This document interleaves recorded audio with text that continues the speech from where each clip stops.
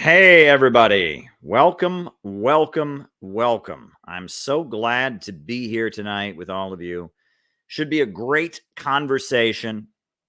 Should be fun. So hit the like button, hit the subscribe button, hit the notifications bell, and we'll just jump right into it. Of the American century. I say that the century on which we are entering can be and must be the century of the common man. A radical redistribution of economic power. I mean, we know that racism is just a byproduct of capitalism. Everything would be all right if everything was put back in the hands of the people. We need a government that will make sure Americans are taken care of and organize the economy to serve the people, not the profits of a wealthy few. We now have the techniques and the resources to get rid of poverty. We got to start getting out there with the people. Get out of the movement and get to the masses. We need a government of action.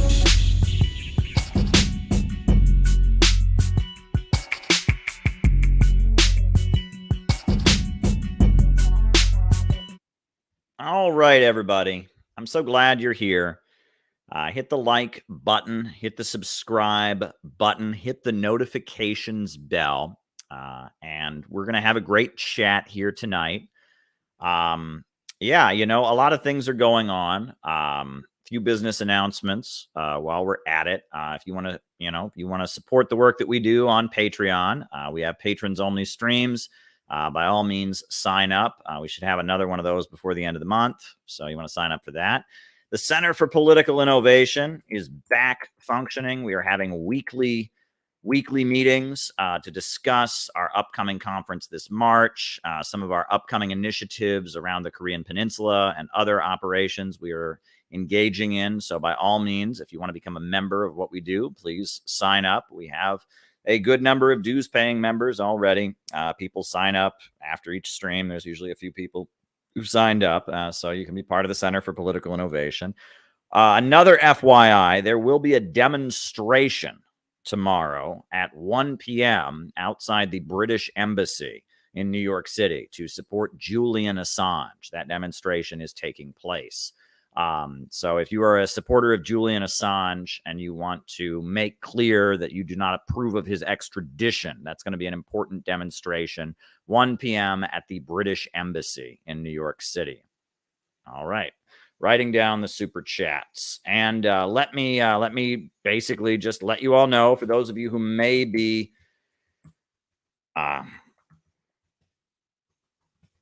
weaknesses. Let me also add, this is an important thing before I forget. So last night's stream is not on this channel anymore because it was blocked by YouTube. YouTube blocked last night's stream because I showed a clip from Saturday Night Live. I showed that clip of Saturday Night Live, mocking Trump supporters for being working class or whatever. So NBC took down my stream. So I have reposted it. The stream I edited, I cut the copyrighted NBC clip out, and I reposted it on the other channel. So if you want to watch last night's stream, it's available and it's posted on the other channel. So I'll just drop the link to that right here in the chat. I'll just drop it right in the chat. Hold on. I'll just drop it right there. So that's last night's stream if you want to watch it. It was a long stream and it was a good stream. People asked great questions. I answered it, and all of that. Plus, if you want to watch the actual thing, the actual stream, if you just want to see it, if you want to see me making fun of the Saturday Night Live clip about Trump supporters, you can watch it on the Rockfin, and you might as well sign up on the Rockfin because Rockfin doesn't censor people in the same way that YouTube has been censoring people. So I will send you the Rockfin. The Rockfin remains up there, unedited. They haven't taken anything down. So let me just drop the Rockfin in there if you want to watch last night's show, completely unfiltered and unedited. And the way that they blocked last night's stream, many people have pointed out, is completely ridiculous because it is allowed under the doctrine of fair use and under copyright law. If you are criticizing something, right? If you're criticizing a song. If you're criticizing a work of art, that is considered fair use. I showed less than 2 minutes of this Saturday Night Live clip. I didn't even show the whole thing. I showed less than 2 minutes of a Saturday Night Live comedy sketch. I stopped it throughout it and was criticizing it. There is no grounds for blocking a 3-hour stream. We were on for 3.5 hours last night. There's absolutely no justifiable grounds for blocking a 3.5-hour stream over less than 2 minutes of copyrighted content. That is ridiculous. That is utterly ridiculous. And, it's ridiculous. And we've shown Saturday Night Live sketches on here before. The night before, I showed you a Saturday Night Live sketch that was not funny, and they didn't block that stream. So something's odd about the whole thing. It's a Saturday Night Live sketch from 3 years ago when Donald Trump was still president, but whatever. So if you want to watch the whole thing, you can watch it on Rockfin. If you want to watch the edited YouTube version, it's on the other channel, the Caleb Maupin Videos channel, where I post, clips and such from these streams, various highlights.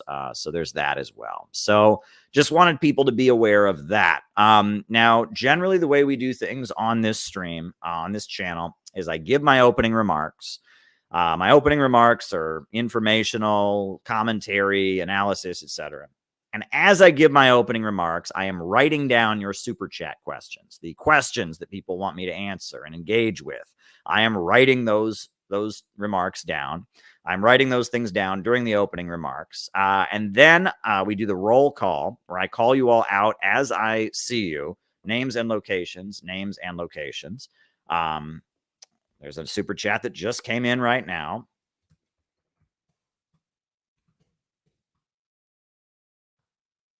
Booty story. And I'm writing them down, and then I do the roll call. And then after the roll call, the second half of the show is all me answering your questions. So if there is something you want me to talk about, if there's something you are curious about, if there's something you would enjoy hearing me talk about, by all means, send a super chat, because the second half of the show is all your super chats. It's me answering super chat questions. That's really the beauty of what we do here. That's the fun of it, is those super chats. So hit the like button. Make sure you hit the like button. Make sure you hit the subscribe button, because they are unsubscribing people. The algorithms, we seem to be above water, right? We seem to be above water at this point, but make sure you're subscribed, because the algorithms unsubscribe people, automatically as part of their weird algorithmic stuff. Make sure you're subscribed. Make sure you hit the notifications bell, because a lot of you are here right now because you have gotten notifications. And that's what we're doing. We're also on Rockfin. We're also on Rumble, and we're also on Odyssey. We are on all platforms. So if at some point they axe me from YouTube, I will continue doing live streams either on Rumble or on Odyssey or on both or on Rockfin, right? I'm going to keep going. And these live streams are such an important part of what we do here. I will keep doing such live streams. So if you have something you want me to talk about in the second half of the show, send me a super chat, and I will jump into my opening remarks for tonight. Folks, Marxism as an ideology has an understanding of society as being divided into classes. You have the capitalist class, the bourgeoisie, the owners of the means of production, and you have the proletariat, the working class, those who do not own the means of production. And it argues that there is a struggle between the proletariat and the capitalist class. The capitalists, because they own the means of production, are operating the means of production in order to make profits. That we live in an era called imperialism, which is capitalism in its monopoly stage. And capitalism in its monopoly stage means that there are huge multinational corporations, banks, giant oil companies, etc., that are dominating the world, trying to hold back development so they can stay wealthy. That's imperialism.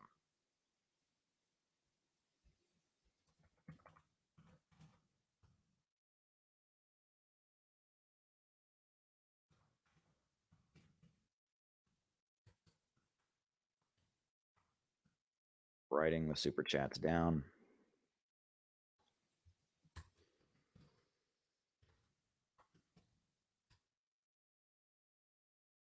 imperialism. This is the basics, right? And this is kindergarten communism, right? When you're in kindergarten, you learn that that is red, that is blue, that is purple. You learn your letters, you learn your numbers, you learn, basics, right? That's an apple. That apple is red. There is one apple. Apple starts with the letter A. That's kind of basic, right? That there is the capitalist class. There's the working class. They struggle with each other. We live in the era of imperialism, which is capitalism in its monopoly stage. So it's not just regular capitalism. It's imperialism, monopoly capitalism. This is pretty basic stuff. But just knowing that will not help you completely understand the world. That's a pretty basic analysis. All right, if you're able to walk around and point at things and say, that is a capitalist, that is a worker, that is American imperialism, that is a country resisting U.S. imperialism, that's just basic. It's just basic analysis. And it's important. You need that. That's the foundation. Understanding the objective laws of history, that history marches forward. That's important.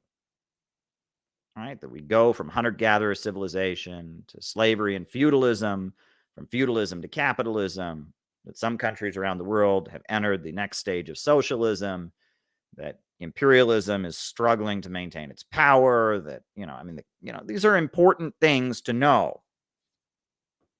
These are important things to know, and you need to know the economics of capitalism, the tendency of the rate of profits to fall, the problem of overproduction, the general law of capitalist accumulation. These are important things to understand.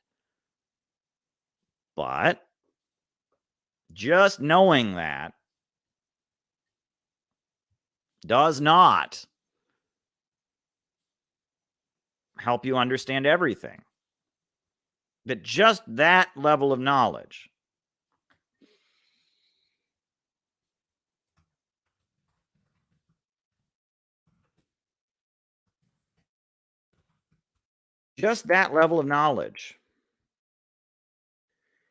doesn't really give you the keys to understand things. Right? You look at what's going on in the United States. January 6th. What was going on there? Donald Trump was maintaining he still won the election. There were people running around the Capitol, the FBI. What was going on there? Congresswoman Tulsi Gabbard, a member of the U.S. Armed Forces, a congresswoman from Hawaii, a Democrat, was saying the truth about Syria, was warning about the danger of war with Russia. She was a Democrat. Now she's out of Congress. Now she's a Republican, or she's an independent, but she's on Fox News. She sounds much more conservative. What's going on there? We have sections of the ruling class that are dragging other sections of the ruling class before congressional committees. We have sections of the ruling class, members of the capitalist ruling elite, that are imprisoning other sections of the capitalist ruling elite. And if we just understand it in terms of, well, Caleb, there's the capitalist class, those who own the means of production, then there's the working class, and we live in monopoly. If you just understand that, you won't understand what is happening. There are clearly divisions among the elite. And this is where the term quote-unquote conspiracy theory gets weird. If you listen to a lot of the conspiracy stuff, Alex Jones and right-wing conspiracies, you get the idea that there's one grand plan. There's one grand design that all the ruling class are on the same team.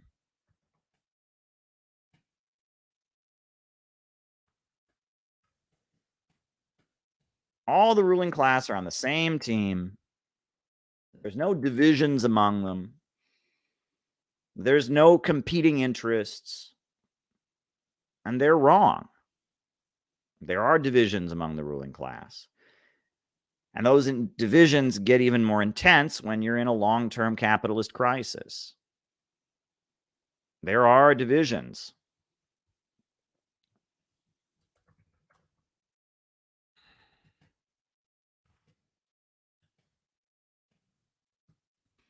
There are divisions among the ruling class. No, it's not all one grand design. There's not some secret group of controllers who are sitting up there on their thrones and they have it all under control. No, if that was the case, things would be working out much more easy. There would be a lot more stability in society. It's pretty clear that there isn't some grand designer. There isn't some faction that has all the power and is secretly controlling everything. There isn't such a thing. There are big divisions among the rich and powerful, and they are scrambling to try and stabilize their system. And when you understand there are divisions in the ruling class, that opens up interesting conversations. Now, there have been different theories about divisions among the ruling class put forward by different conspiracy kind of people. I think Aleister Crowley, who was the occult conspiracy theorist, he was one of these right-wing occultist mystics back in the early 20th century. He told his followers that there was a secret group of wizards, the white wizards and the black wizards, and they were fighting with each other, and that World War I was actually a fight between the black wizards and the white wizards. And he also maintained that the Church of the Holy Grail, the hidden church that worshiped the Holy Grail, was like secretly among the elite. There was some secret church, the hidden church that followed the Holy Grail. That was malarkey, obviously. But it was a way to try and explain to his followers that there were divisions in the ruling class, and that people could clearly see in the lead up to World War I that there was, a big division among the elites of the world, and that they were not all on the same team. And so Aleister Crowley wrote this whole novel called Moonchild, all about how the white wizards were secretly infiltrating the government and fighting against the black wizards that were secretly infiltrating the government. That was his way of explaining it in this kind of fairy tale, Harry Potter sounding, QAnon sounding story.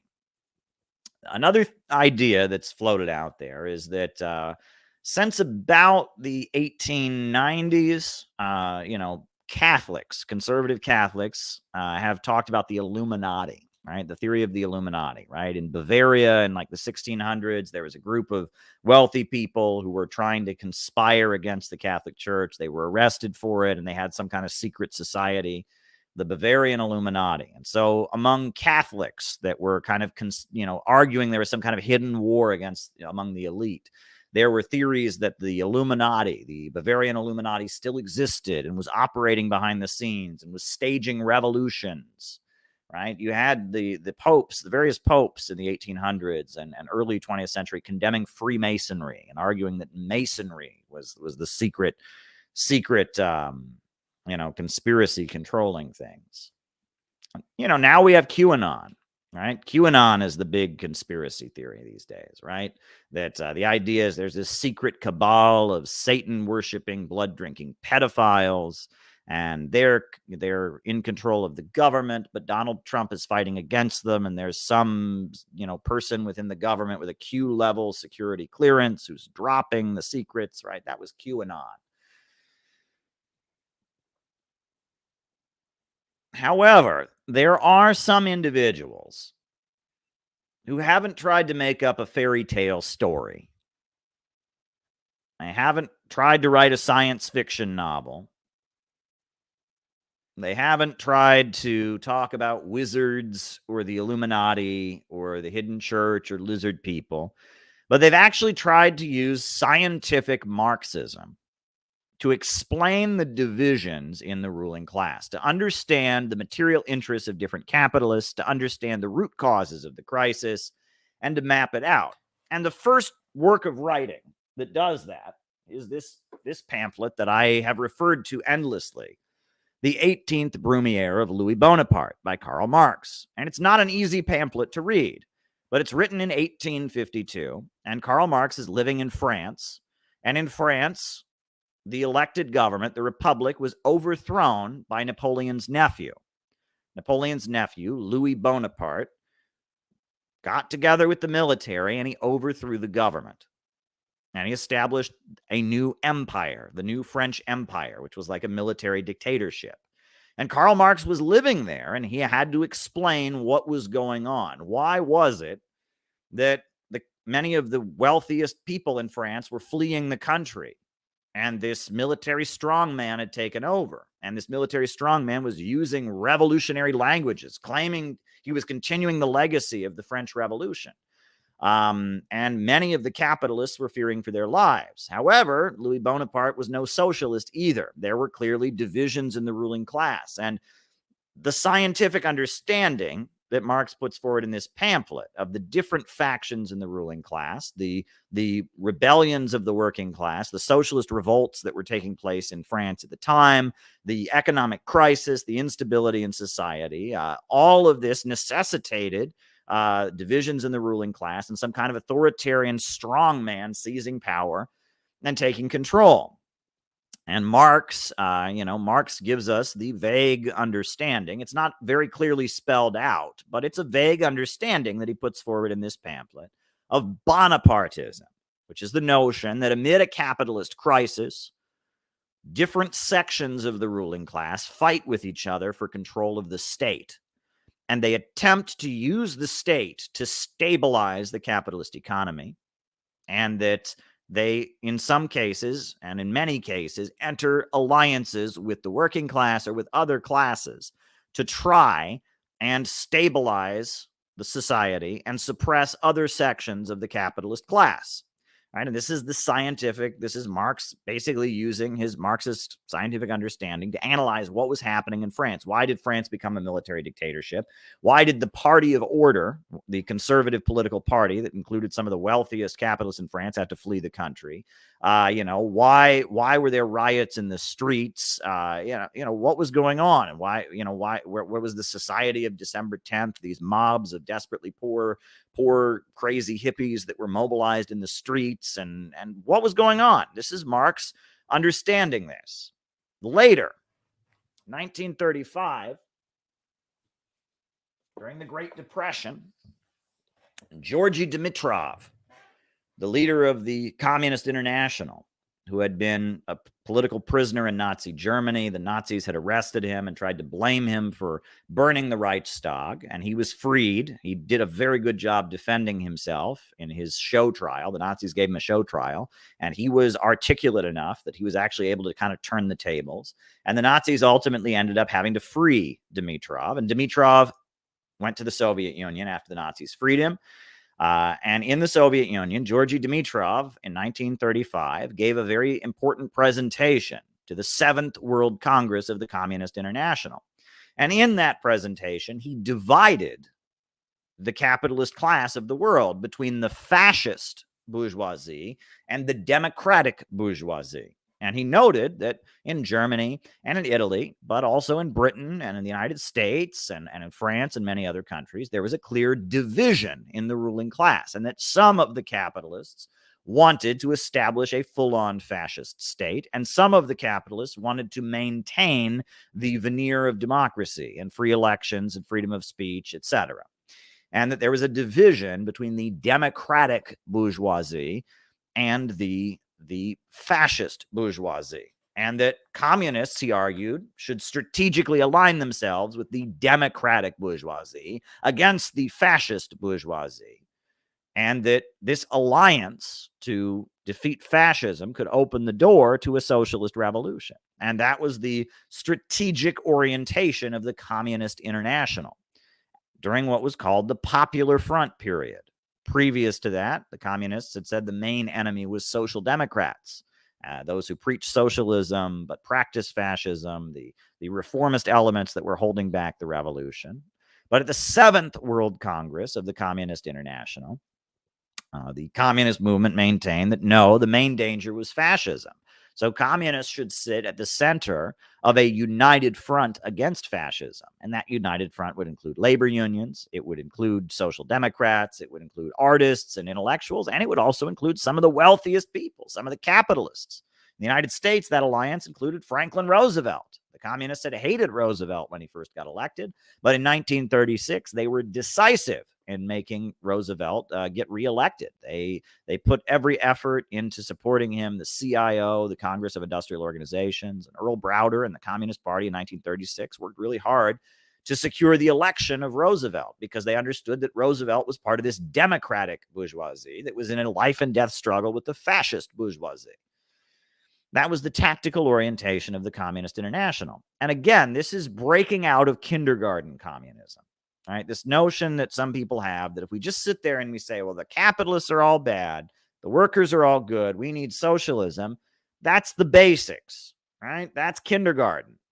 But if you're actually engaging in the art of political struggle, you have to understand things at a much higher level.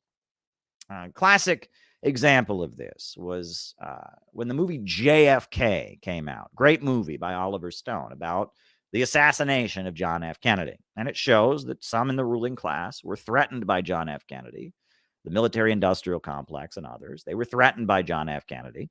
And it shows in the film, it depicts a conspiracy to assassinate JFK.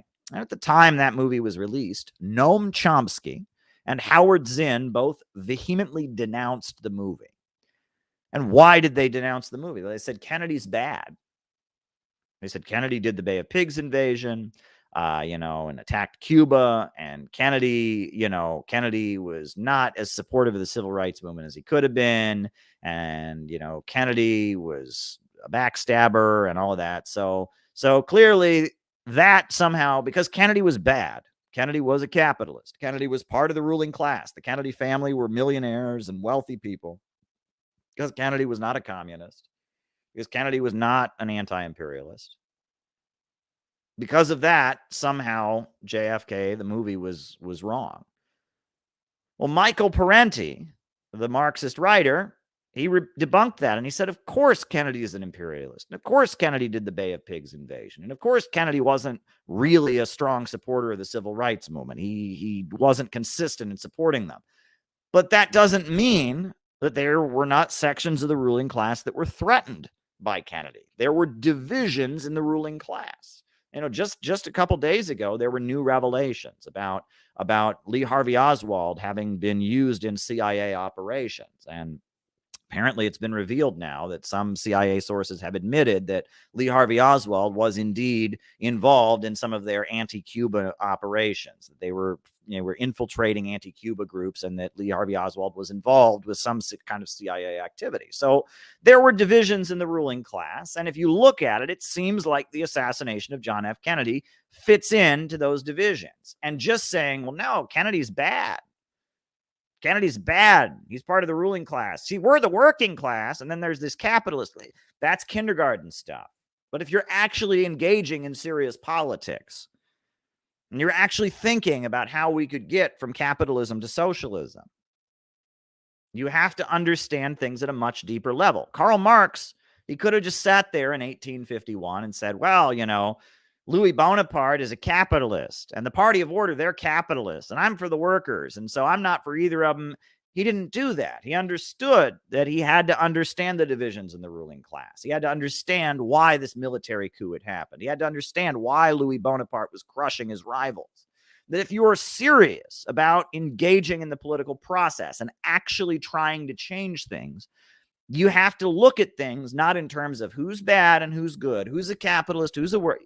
You have to look at things scientifically and understand the divisions in the ruling class, why these divisions are taking place, and how we can enter the political process and maneuver within them in order to advance the struggle against imperialism, advance the struggle for justice for working families, and fight for a government of action that would feed the hungry people, would break the United States out of this rotten system of imperialism. And this is what makes these streams so important. I like to get on here and orate. I like to get on here and tell stories. But the analysis that we put forward on these streams is largely valued by people because it has this kind of understanding. We don't just sit here every night and say capitalism's bad, imperialism is bad, socialist countries are good. That wouldn't give you all anything. I wouldn't have anything valuable to say if that were the case, right? But by giving you an analysis of divisions within the ruling class and the military-industrial complex versus the big oil monopolies and the role of the Silicon Valley fascists, this is sophisticated politics. This is sophisticated politics. And if you want to have the kind of understanding that I have, you can't simply read Marx. Now, I showed you the important Marx pamphlet. That's Marx getting into this kind of thing. And I've recommended Georgy Dimitrov and, the Seventh World Congress. I've recommended a very important book by R. Palm Dutt called Fascism and Social Revolution, which explains the roots of the rise of fascism in the 1930s. But there are a number of other books that I will recommend. If you want to develop the kind of understanding of the divisions in the ruling class, to do the kind of analysis that I do, there are a number of books that I would recommend. The first book I would recommend on this topic would be called Market Elections by Vince Copeland, How Democracy Serves the Rich. Vince Copeland, a founder of the Workers' World Party, goes through every election the United States had from the time the country was founded until 1976 and shows the divisions in the ruling class. He talks about the fights, in the early years. He talks about JFK and his assassination. He talks about the role of the Rockefellers and how the Rockefellers were pushed out of the Republican Party. It goes all the way up to the election of Jimmy Carter in 1976. It's election by election. He gives you analysis, and he pays attention to different sections of the ruling class. He talks about the Ku Klux Klan and how they were used by Wilson in a power struggle within the Democratic Party. This is very good analysis. Another book that I would recommend, which is a very clear articulation of the understanding that I've drawn heavily from, is called The Yankee and Cowboy War by Carl Oglesby. And it explains the events of the 1960s, the death of Kennedy, the impeachment of Richard Nixon, in the context of a fight between what he calls the Yankees and the Cowboys. And the Yankees are the Eastern establishment, the Rockefellers, the big oil money that's in with the CIA, and the Cowboys are the military-industrial complex and the lower-level capitalists who do business with them, Howard Hughes and others. And this book is very important, and you can find a PDF of it online. The whole book is available online. And this book, Carl Oglesby, a leader of Students for a Democratic Society, wrote this book explaining the divisions in the ruling class that led to the death of Kennedy, the impeachment of Nixon, etc. In addition, this is a book that was written. This guy is definitely not a Marxist, but it's quoted in the Carl Oglesby book. It's called The Anglo-American Establishment by Carroll Quigley. And Carroll Quigley was a mentor of Bill Clinton. He was a political science professor. And he wrote this book basically spilling the beans and saying that the British government and the British Empire and the Eastern old money interests have a block of power in America. And that he calls it the Anglo-American establishment, the old money.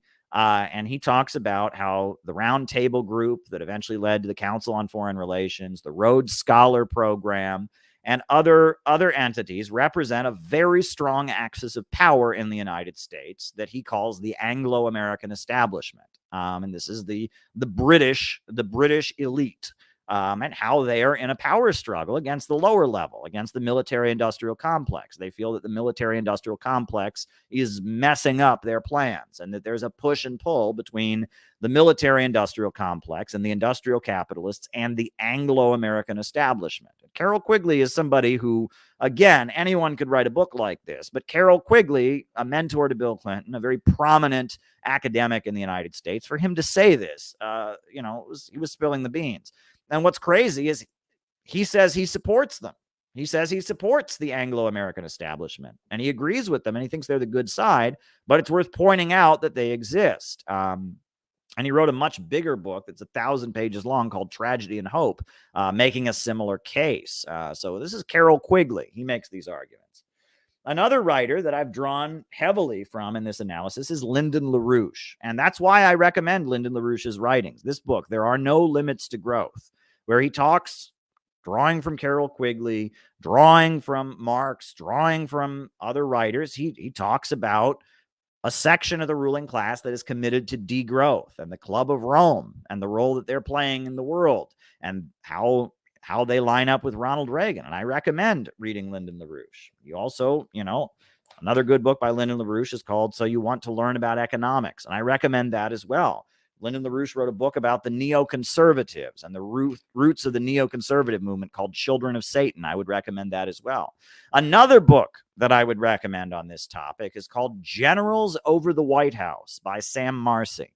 And Generals Over the White House is a book that Sam Marcy wrote, basically writing about how there was a revolt by the military-industrial complex against Jimmy Carter. And he wrote it at the time that Jimmy Carter was still president. He published this book called Generals Over the White House, documenting painstakingly how it was clear that within the Pentagon, there was a very big faction that wanted to remove Jimmy Carter, and that Jimmy Carter's support was coming from other sections of the ruling class.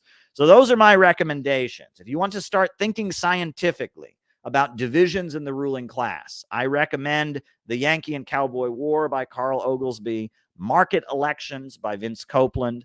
I recommend The Anglo-American Establishment by Carroll Quigley. I recommend Generals Over the White House by Sam Marcy. I recommend There Is No Limit to Growth by Lyndon LaRouche. I recommend Do You Want to Learn About Economics by Lyndon LaRouche. I recommend Children of Satan by Lyndon LaRouche. And I recommend, I think that's all of them. But this is when you dig into this stuff, we've left kindergarten. We've left kindergarten at that point, right? That doesn't mean we leave behind any of that, right? And we base everything on our understanding of capitalism, our understanding of the crisis being rooted in overproduction. I recommend the Arpalm Dutt book on fascism is really important. And I know that, that Peter Coffin quotes extensively from Arpalm Dutt in his new book, Less Sucks, Overpopulation, Eugenics, and Degrowth. He quotes extensively from Arpalm Dutt, and I recommend this book as well. We read from it on last night's stream. But if you want to understand, if you want to get out of kindergarten, and you want to understand the divisions in the ruling class, and what motivates them, and what goes on amid a crisis of overproduction, if you want to do what Marx did when Karl Marx was living in Paris in 1852 and understand the divisions in the ruling class, those books are a must. And it's by studying these works and their analysis that I have developed the analysis that I put forward on these streams. And the reason that I am so widely attacked, right? And we've talked about this. The reason that I'm so widely attacked is that for a long time, there was no discussion of Marxism or socialism in the United States. In the 90s, even in the early 2000s, you said you believed in socialism. People rolled their eyes and said, well, that doesn't work. The Soviet Union collapsed. You must be retarded. Everyone knows capitalism is the best system. But things have gotten so bad in the United States. The economy has gotten so bad. Living conditions have gone down that among the population, there is a rising interest in socialism. However, in order to control the population, in order to control this interest in socialism, there have been a number of people on the internet who have gotten support covertly from the government and from the power structure, and they've gotten blown up to be the voice of socialism. And they are endorsed by Hillary Clinton. They are advised by Dr. Steve Hassan, the cult guru. They are promoted by the New York Times and by the New Yorker magazine. And they are the ones who are supposed to tell us what socialism is. And in reality, they are working for the wealthiest capitalists. They're working for the Anglo-American establishment. They are working for the highest level capitalists. And they think the main danger is Donald Trump. But their effort is to keep all discussion of socialism on the level of kindergarten communism. That's what they're trying to do. They want to keep all discussion of Marxism at kindergarten level. This is a worker. This is a capitalist. That's what they want to do.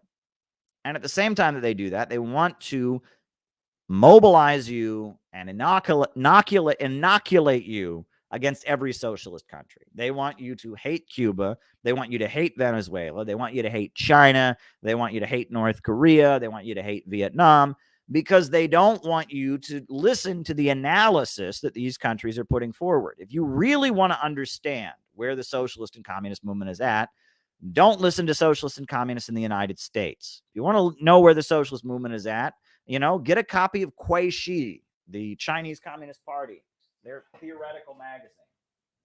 Right? This is the ideological magazine of the Chinese Communist Party.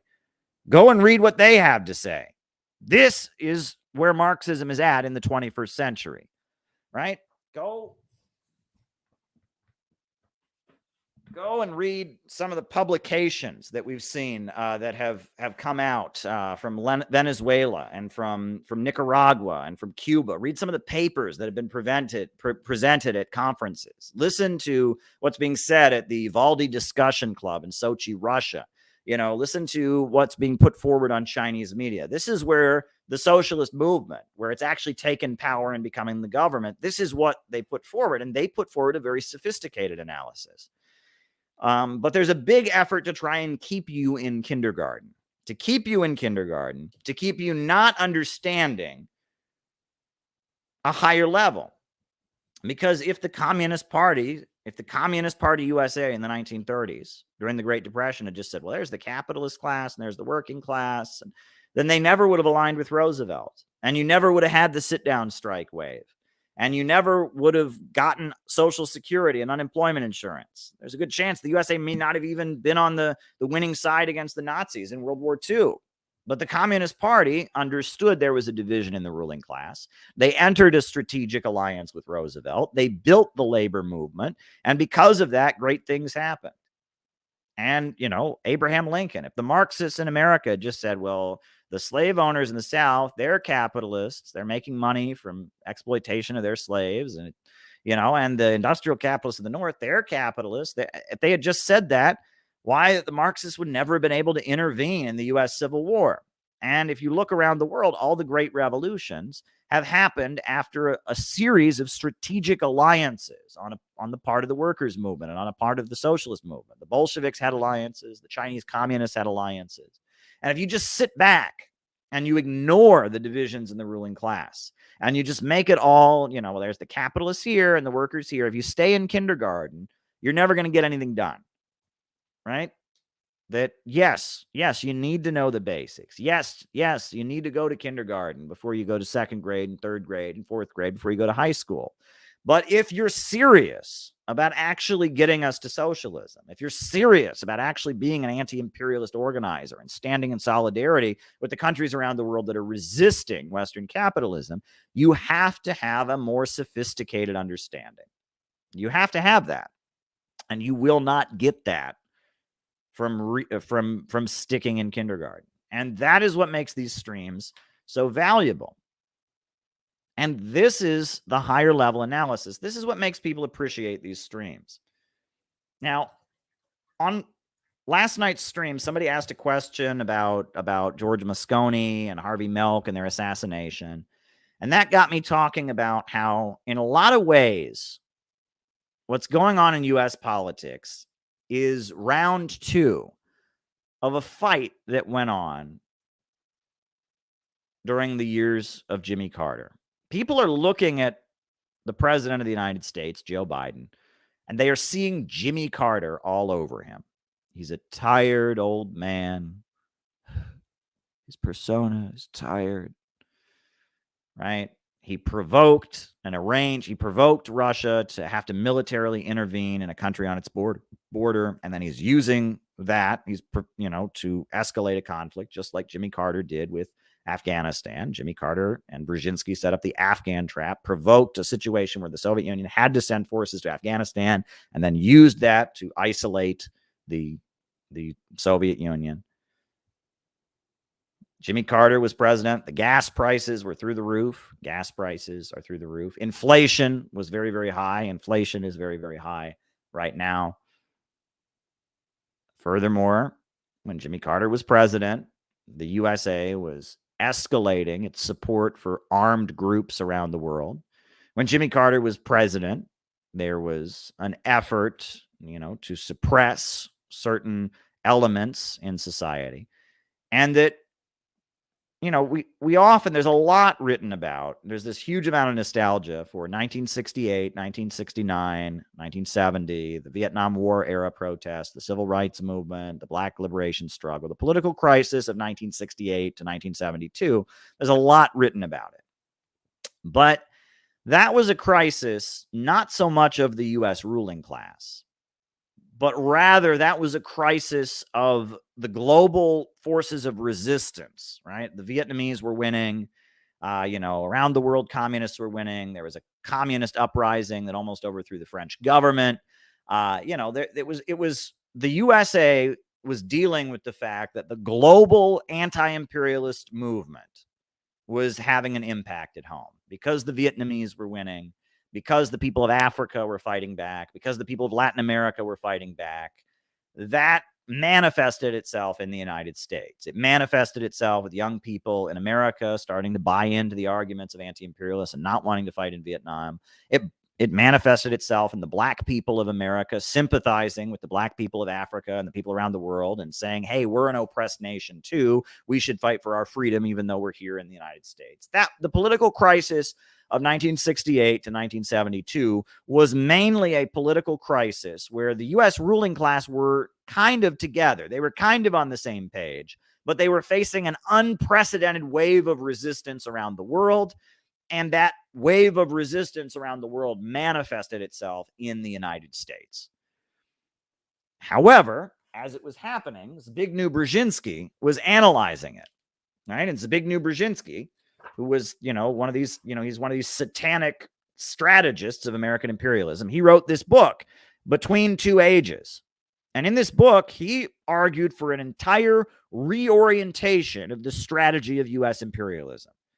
He said, basically, the reason that the communists are on the rise around the world, the reason there's a protest movement against the Vietnam War, the reason the Black people of America are in revolt has a lot to do with the access to information. He argued that we're entering the technotronic era and that there's new access to information. And he argued that basically, because of the way the USA was set up, there was no danger of the 1960s New Left gaining a foothold among the population. And that these forces of information, the access to information and the cultural changes could be turned around and used against the Soviet Union. And so while this society-wide crisis is happening and Richard Nixon comes into office and is suppressing is suppressing the Black Panthers and the Black liberation movement, is escalating COINTELPRO and et cetera, you had a section of the ruling class paid for by the Rockefellers who developed a whole new strategy for how to manage the global fight against communism. And this book is all about communism. It's all about how to fight communism, but it argues for a whole new strategy. And after the USA was defeated in Vietnam, Brzezinski and Henry Kissinger were hired to work at something called the Trilateral Commission. And this was a think tank paid for by the Rockefeller family. And they completely reoriented U.S. foreign policy. And they changed the strategy of how the United States would operate. It was a whole rethinking of how to manage Western capitalism and imperialism and how to manage U.S. imperialism. And when Jimmy Carter became president in 1976, right, this was a big deal, right? So Nixon had come into office in 1968 as the authoritarian strongman who was going to beat down the crisis of the 60s. He represented that, quote, silent majority of white middle America who didn't like the civil rights movement and didn't like the anti-Vietnam War movement. And he escalated the COINTELPRO repression of the Black liberation struggle. He escalated the Vietnam War. And then when it became clear that Vietnam was not going to, that the USA wouldn't win in Vietnam, he withdrew from Vietnam. And Nixon was president. Nixon was ousted, he was impeached. And he was replaced. Nixon was replaced by Gerald Ford. And Gerald Ford was president after Nixon stepped down. And then, Gerald Ford, they talked about how Gerald Ford was the only president in American history that nobody voted for. right? He wasn't the vice president. He wasn't voted for as vice president. But when Spiro Agnew, Nixon's vice president, stepped down, he became vice president. And then when Nixon stepped down, he became the president. Gerald Ford is the only president in American history that nobody voted for. But then, 1976, they had a new election, and Gerald Ford lost, and Jimmy Carter won. And when Jimmy Carter came into office, that was a moment where there was going to be a new reorientation of how U.S. imperialism would operate. And the Trilateral Commission and the Rockefeller think tanks, Henry Kissinger and Zbigniew Brzezinski, they came in there and they dramatically started trying to change the way the U.S. society was set up. And it was the origin of wokeness. It was the first woke presidency. And it was quite dramatic. And it caused some really serious economic consequences. They came in there. They said that the United States needs to move toward a post-industrial economy. They came in there and they wanted to completely change the culture. They wanted to completely change everything. The U.S. economy started screaming. They started escalating around the world with various with the Soviet Union and other things. And it created an economic crisis in the United States, and it created a global crisis. And so the military-industrial complex and the lower-level capitalists started to revolt against Jimmy Carter.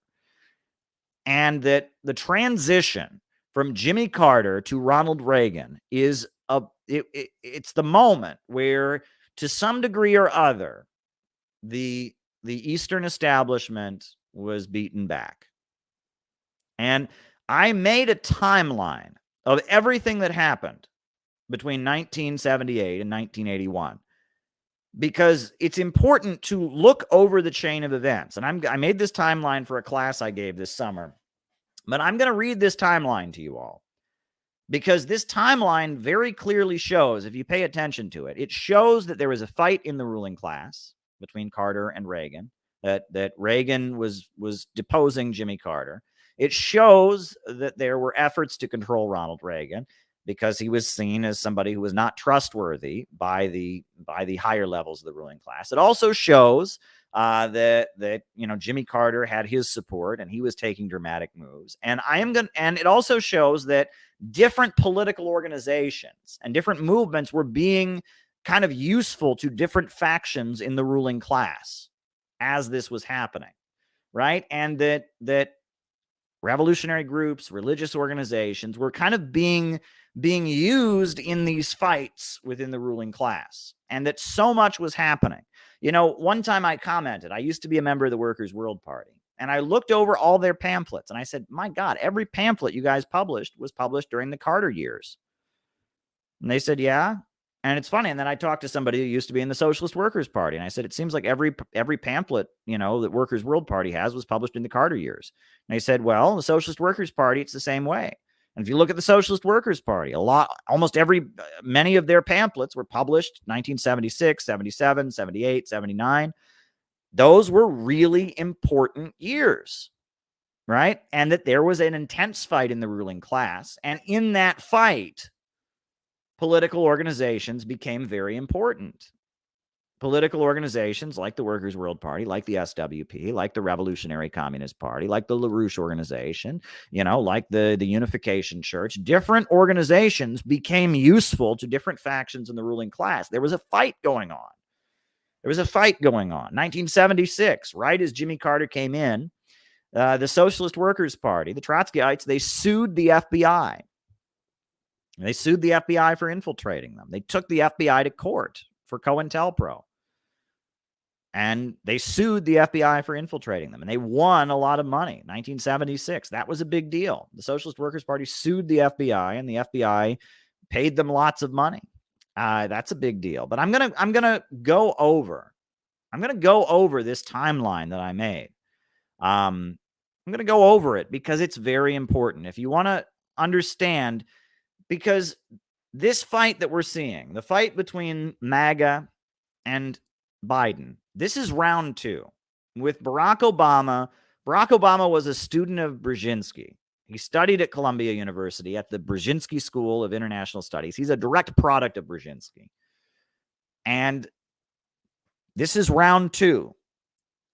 the forces that were backing Reagan are backing Trump, and they're much weaker because of the internet, because the technotronic era, the control of information, is now much solidly in the hands of Silicon Valley and some certain other forces, right? And that this fight is continuing, and it's much more intense now because, as a result of the technotronic era, the Silicon Valley factor and the internet has made the Brzezinski faction much stronger. But it's the same fight. It's the same fight. And it's playing out. It's playing out differently. And they talk about generals studying the last war. I am going to go over this timeline of events that happened from 1978 to 1981. I'm going to go over them. And we talked about some of them on the stream last night. And I'm just going to go over this timeline. Right? January 1st, 1978, the LaRouche organization, the followers of Lyndon LaRouche, they published a book called Dope Incorporated. And that book documented the role of the British Empire and the CIA in selling drugs all over the world. That was a big deal. January 1st, 1978. February 1st, 1978, the film director Roman Polanski fled the United States. He skipped bail and he fled the United States because he was charged with having sex with a minor. April 30th, 1978, the Democratic Republic of Afghanistan is declared following what was called the Sour Revolution. So what happened was in Afghanistan, you had a government that was neutral. It was neutral. It was friendly to both the United States and the Soviet Union. But then we now know, thanks to Brzezinski talking about it, they created a situation where the pro-Soviet wing of the military in Afghanistan were being rounded up and arrested, and they were going to be killed. And so in order to avoid being killed, the pro-Soviet forces in the Afghan military had to overthrow the government and seize power in order to prevent, being arrested. So in Afghanistan, the People's Democratic Party, which was the Communist Party, was forced to have a premature seizure of power. They knew the population and the countryside were deeply conservative and weren't with them, but they had enough support in the military, and the Soviet Union was right on their border, that the pro-Soviet wing of Afghan politics was forced to seize power prematurely.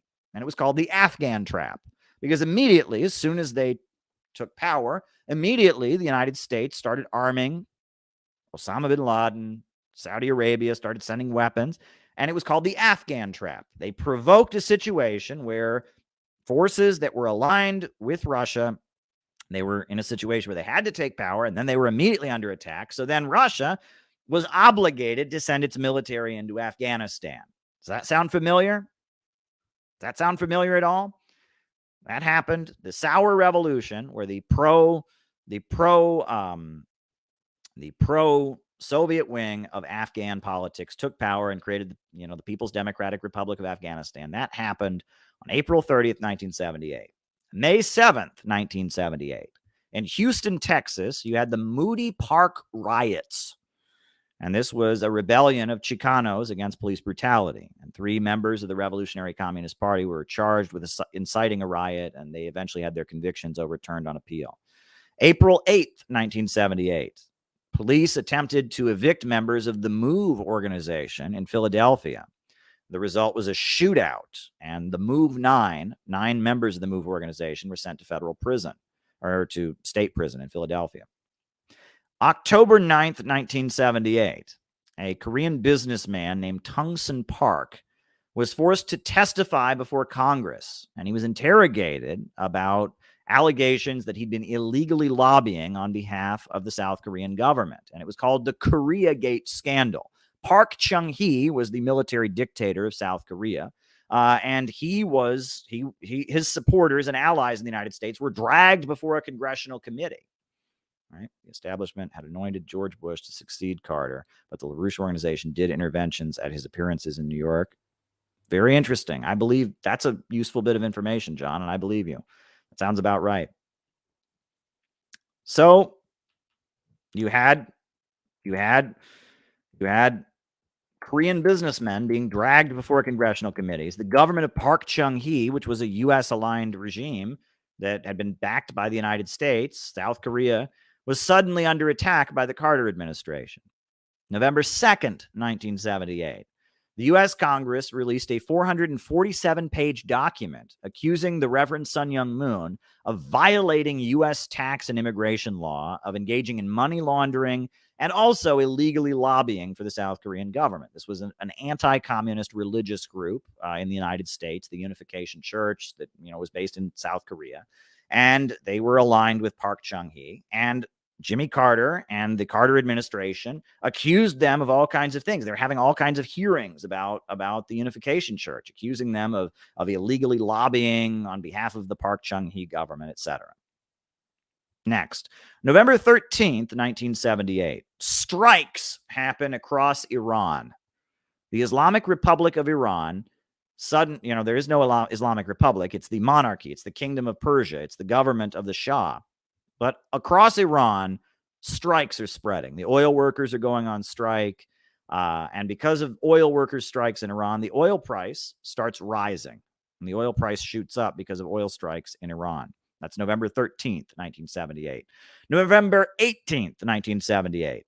That's when the followers of Jim Jones commit mass suicide in Guyana. Remember that? We talked about that last night, right? This crazy pastor who claimed he was the reincarnation of Jesus and Lenin. He was key in getting George Moscone and getting Harvey Milk, the first gay elected official, elected to office. He and his followers fled to Guyana. They committed mass suicide. November 18th, 1978. November 27th, 1978. San Francisco Mayor George Moscone and Alderman Harvey Milk, both of whom had been supported by Jim Jones, were assassinated by a former police officer. And who became mayor of San Francisco? Dianne Feinstein. And apparently, I was looking into this after last night's stream. Dianne Feinstein is apparently, she walked in on the body. Did you know this? She walked in on Harvey Milk's dead body. Dianne Feinstein walked into, the building and saw Harvey Milk's dead body. She actually is a witness to the scene of the crime, which is fascinating. So there we go. January 7th, 1979. All right, this is the next year. Vietnamese forces aligned with the Soviet Union take Phnom Penh, and the U.S.-backed government of Pol Pot and the U.S. and China-backed government of Pol Pot is forced to retreat, right? 1979, that's the Kampuchea War, where basically you had a situation where Vietnam, has become a socialist country. The USA has been defeated. And so because of that, the USA is backing Pol Pot to attack Vietnam. The Soviet Union is arming Vietnam, and the United States is backing Pol Pot. And so then when Vietnam starts fighting Cambodia and Pol Pot, China invades Vietnam. And this is called the Kampuchea War, where, China is intervening and attacking Vietnam to support Cambodia. Cambodia is attacking Vietnam, aligned by the United States, and Vietnam is backed by the Soviet Union. And you have all kinds of communists killing each other in Southeast Asia in the aftermath of the withdrawal of the United States. January 16th, 1979. The Shah of Iran flees the country amid the ongoing uprisings. This is a longtime U.S.-backed dictator, the Shah of Iran. He's forced to flee. January 25th, 1979. The Chinese embassy opens in Washington, D.C. This is the first time that the People's Republic of China has had diplomatic relations with the United States. The Chinese embassy opens, and immediately, on the first day that it's opened, it's trashed. It's attacked. There's a whole bunch of people that smash all the windows and attack it. And who are they? They're members of the Revolutionary Communist Party, followers of Bob Avakian. The RCP has declared that Deng Xiaoping is not a real communist. So the Revolutionary Communist Party, on the opening day of the Chinese embassy, they smash the Chinese embassy. And that happens on January 25th, 1979. January 29th, 1979. Members of the Revolutionary Communist Party hold Death to Deng Xiaoping rally in Washington, D.C. Jimmy Carter is hosting Deng Xiaoping at the White House. Outside, 200 members of the Revolutionary Communist Party are arrested and charged for rioting outside the White House. 2 members of the Revolutionary Communist Party somehow get credentials from the U.S. Air Force. Isn't that weird? Why would the U.S. Air Force give credentials to a group of communists? But the U.S. Air Force gives credentials to 2 communists who go into the White House Rose Garden and wave Mao's little red book and charge at Deng Xiaoping. And they're arrested, of course, for attacking a foreign diplomat. Pretty crazy. February 1st, 1979, Ayatollah Khomeini, the cleric, returns to Iran from exile, and he's greeted by thousands and thousands of supporters at the airport. And 10 days later, the Iranian royal government, the Persian Pahlavi monarchy, collapses, and the Islamic Revolution is declared victorious, the Iranian Revolution. May 21st, 1979, the police officer who murdered Harvey Milk and George Moscone is acquitted of murder. And he's only convicted of voluntary manslaughter, and he's given a 7-year prison sentence. And he uses the infamous Twinkie defense at his trial. He says that junk food caused him to be mentally ill, caused him to be depressed, and he did it. In response to the verdict, May 21st, 1979, you have the White Night riots, and 140 people are injured as the gay activist community burns down San Francisco, burns police cars, etc. In response to that, the police of San Francisco start raiding gay bars and attacking gay people and beating people up, and they launch, the police of San Francisco have a crackdown on gay nightclubs. July 15th, 1979, Jimmy Carter delivers his famous crisis of confidence speech, bemoaning the energy crisis, the high cost of gas, and telling Americans to just accept poverty because owning things will not make them happy. That's the famous malaise speech. July 19th, 1979, the Sandinistas declare victory in Nicaragua, and the government of Somoza, the U.S.-backed dictator of Nicaragua, is toppled, and the Sandinistas come to power after waging a 2-year civil war. July 19th, 1979. October 8th, 1979. Lyndon LaRouche is the subject of a hit piece in the New York Times. And they accuse Lyndon LaRouche of, the headline is, "One Man Leads U.S. Labor Party on Erratic Path." They accuse him of anti-Semitism, and they say he's running a terrorist training school in upstate New York. October 26th, 1979, South Korean military dictator Park Chung-hee is assassinated in his home by the head of the Korean Central Intelligence Agency. The head of the Korean CIA shoots the dictator Park Chung-hee in his own home. Jimmy Carter's administration had already been waging a war against Park Chung-hee, accusing him of illegally lobbying in the United States, dragging businessmen before congressional committees, going after the Reverend Sun Myung Moon because he was supportive of Park Chung-hee. And then finally, on October 26, 1979, in his own home, the president of South Korea, the dictator Park Chung-hee, is shot in his own home by the head of the Korean CIA. Wow. January 7th, here we go. Right? November 1st, 1979, Walter Guevara, who's the elected president of Bolivia, who's kind of a social democrat, is toppled by a U.S. military coup, U.S.-backed military coup. The military of Bolivia overthrows the Bolivian government. And then when people go out to protest against it, 100 of them are massacred. It's called the All Saints Day Massacre. November 1st is the day after Halloween. It's All Saints Day. And 100 students that were protesting against the military overthrowing the government get slaughtered, gunned down in the streets. November 1st, 1979. November 3rd, 1979 is the Greensboro Massacre. Folks know about the Greensboro Massacre. Well, 5 members of the Communist Workers' Party, which is a Maoist communist group, are having a Death to the Ku Klux Klan rally in Greensboro, North Carolina. And the Ku Klux Klan shows up and shoots 5 of them. And a local TV crew is there and films the whole thing. Live on television, the Ku Klux Klan murders 5 communists. We later find out that among the Klansmen in the caravan that shot the communists, in that caravan, there were FBI agents and FBI informants. November 4th, 1979, the Iranian youth that are aligned with the Islamic Republic, the Revolutionary Youth of Iran, the students taking the Imam's line, they seize the American embassy. They seize the American embassy in Iran, and they take 50 American diplomats, people working in the embassy, as hostages. That's the embassy seizure, right? The U.S. embassy in Iran is seized by the Islamic youth. And at the embassy, they discover a whole bunch of files that prove that the USA was funding Kurdish separatists and Arab separatists, that prove the United States was trying to break Iran into different parts, that amid the revolutionary turmoil, the CIA and the U.S. government was trying to balkanize Iran into several different countries, into ethno-states, basically. Right? November 13th, 1979. Ronald Reagan announces that he's running for president for the third time. Keep in mind, Ronald Reagan has run for president twice before and had he's lost. The Republican Party doesn't get behind him. But this is the third time Ronald Reagan is running for president, and he cites rising energy costs and the economic mismanagement of Jimmy Carter. And central to his campaign is he says he's going to raise the military budget, right? Jimmy Carter has lowered the military budget, and generals have taken out ads in the New York Times and other places denouncing Jimmy Carter for lowering the military budget.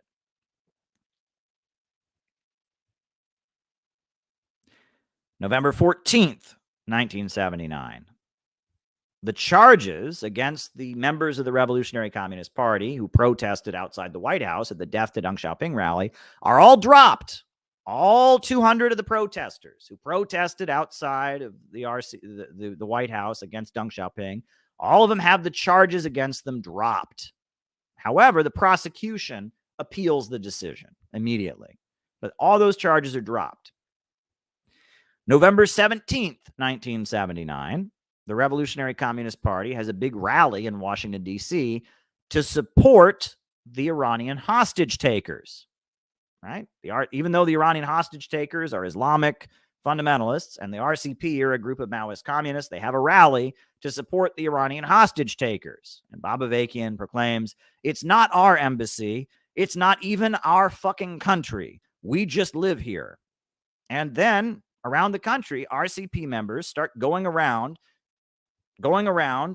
supporting very loudly and burning American flags and saying they support the Iranian hostage takers. They tend to get beaten up by crowds of right-wing Americans. And Ronald Reagan starts, promoting. There's a number of rallies aligned with Ronald Reagan that are saying that, blaming Jimmy Carter for the hostage crisis and saying that Jimmy Carter is soft on Iran, etc.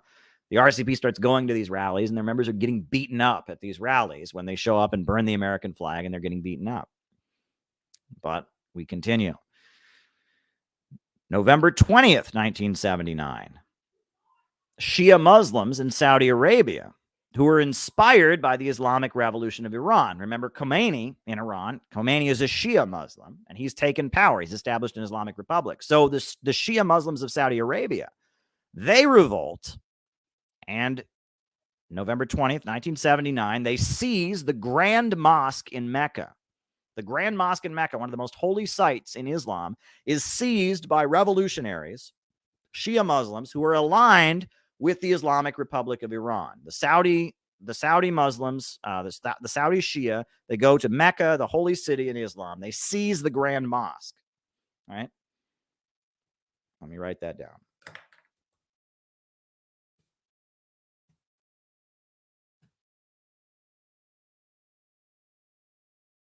They seize the Grand Mosque. Right? Now, that leads into a 2-week siege where the Saudi government mobilizes its military to go seize the Grand Mosque back. And it's a firefight. I mean, there's shooting on both sides. And ultimately, hundreds of people are killed in this battle to seize the most holy city in Islam. But ultimately, the Saudi government retakes the Grand Mosque of Mecca, and it cuts off a bunch of people's heads. There's mass beheadings of all the people who seized the Grand Mosque.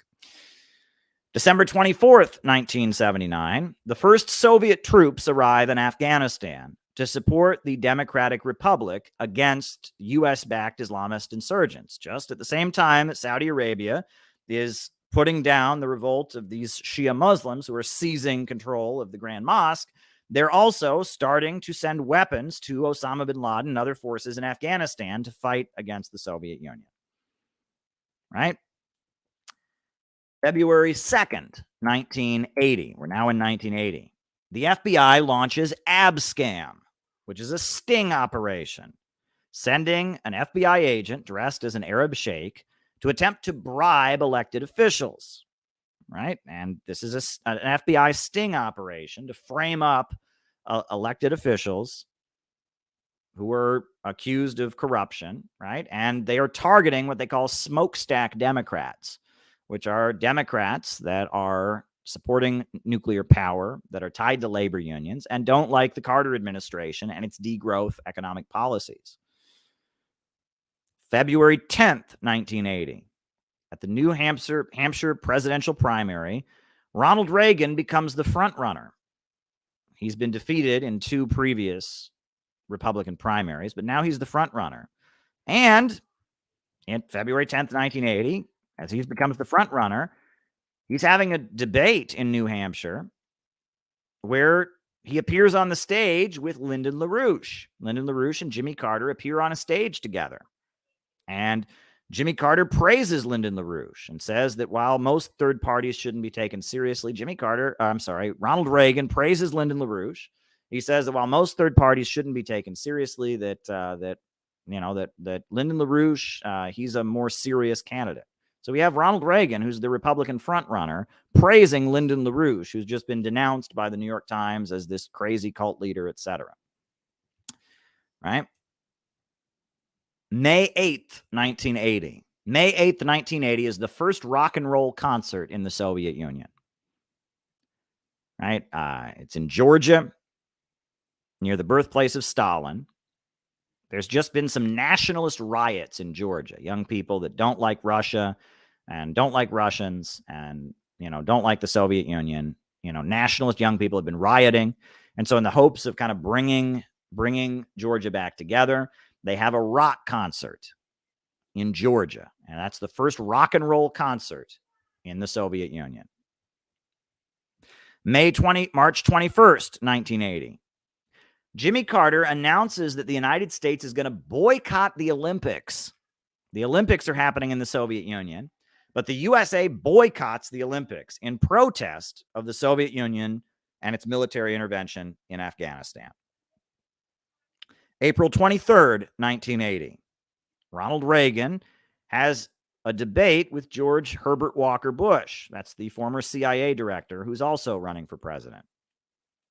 And they have a debate, and eventually we know what happened is that Ronald Reagan got the nomination, became the Republican candidate, but he was forced to pick George Herbert Walker Bush as his running mate, right? That's the famous line about voodoo economics, because Ronald Reagan is advocating these libertarian economic policies. He wants to just cut taxes on the rich, and George Herbert Walker Bush says, this is voodoo economics.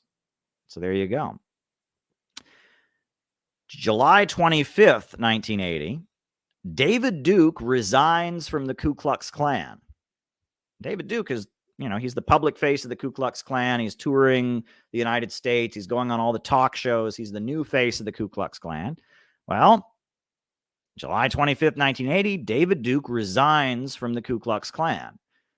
And so then the Ku Klux Klan releases a bunch of audio tapes to the media in which David Duke is recorded telling people that he would be happy to sell the membership lists of the Ku Klux Klan to private companies and advertising agencies.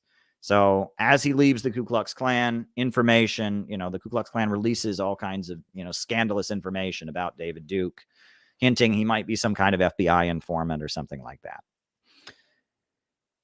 April 23rd, 1980. A member of the Revolutionary Communist Party named Damian Garcia is stabbed and killed in Los Angeles several days after he ripped a U.S. flag down from the Alamo in Texas and put up a communist flag.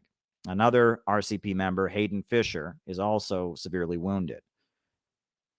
May 1st, 1980. The Revolutionary Communist Party calls a general strike, May Day 1980. And it's this big wave of protests around the country. Members of the Revolutionary Communist Party burn American flags. They have these rallies where they are protesting. It's called May Day 1980. May 18th, 1980. There's a huge uprising in South Korea against the military. and hundreds of students are gunned down in protests. There's rioting and protests all across South Korea. The Gwanji Uprising, it's called, against the military government of South Korea. July 1st, 1980. The Jimmy Carter White House releases the Global 2000 report about overpopulation, an official U.S. government document saying it's urgent that we drive down the population. June 27th, 1980. Jimmy Carter announces that all U.S. males age 18 to 25 must register for the draft. And the reason that he gives for doing this is, the Soviet Union has invaded Afghanistan. And so he reinstates draft registration. And that's still in effect, by the way. Every young man, when you turn 18, you must register for the draft. And that was reinstated on July 27th, 1980. October 21st, 1980. Bob Avakian and other members of the Revolutionary Communist Party have criminal charges against them for their Death to Deng Xiaoping rally reinstated. The criminal charges against the leaders of the Revolutionary Communist Party are reinstated. October 31st, 1980. That's the end of the Mariel boat lifts. Do people know about the Mariel boat lifts? Jimmy Carter is working with the Cuban government to facilitate people who don't like Castro leaving Cuba for the United States. And it's this deal between the Cuban government and the U.S. government. There's no diplomatic relations, but the Carter administration made a deal with the Cuban government that Cuba could arrange for there to be boat lifts. People who don't like Castro can leave Cuba and come to the United States. So 125,000 people leave Cuba and come to the United States. And Cuba empties its mental hospitals. Cuba empties its prisons. And it just sends every person they want to get out of the country. They put them on these boats, and the Carter administration takes them in. 125,000 people leave Cuba for the United States. The Mariel boat lifts.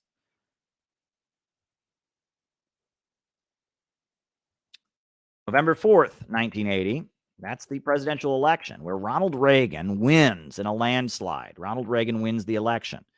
It's also worth noting that Bernie Sanders, during that election, he's a registered elector for the Socialist Workers' Party, the Trotskyites. November 20th, 1980, the Gang of Four are placed on trial in China for counter-revolutionary crimes by Deng Xiaoping. December 8th, 1980, John Lennon is assassinated outside his home in New York City. John Lennon is shot. January 20th, 1981. Ronald Reagan is inaugurated as president of the United States. He's sworn in. Ronald Reagan becomes president. And what happens on the date of Ronald Reagan's inauguration? Well, if you watch a lot of Fox News, conservatives love to brag about the very day that Ronald Reagan was sworn in, Iran freed the hostages. The very day that Ronald Reagan was sworn in, the Iranians freed the American hostages. That's the day that they were freed. Very interesting. March 1st, 1981.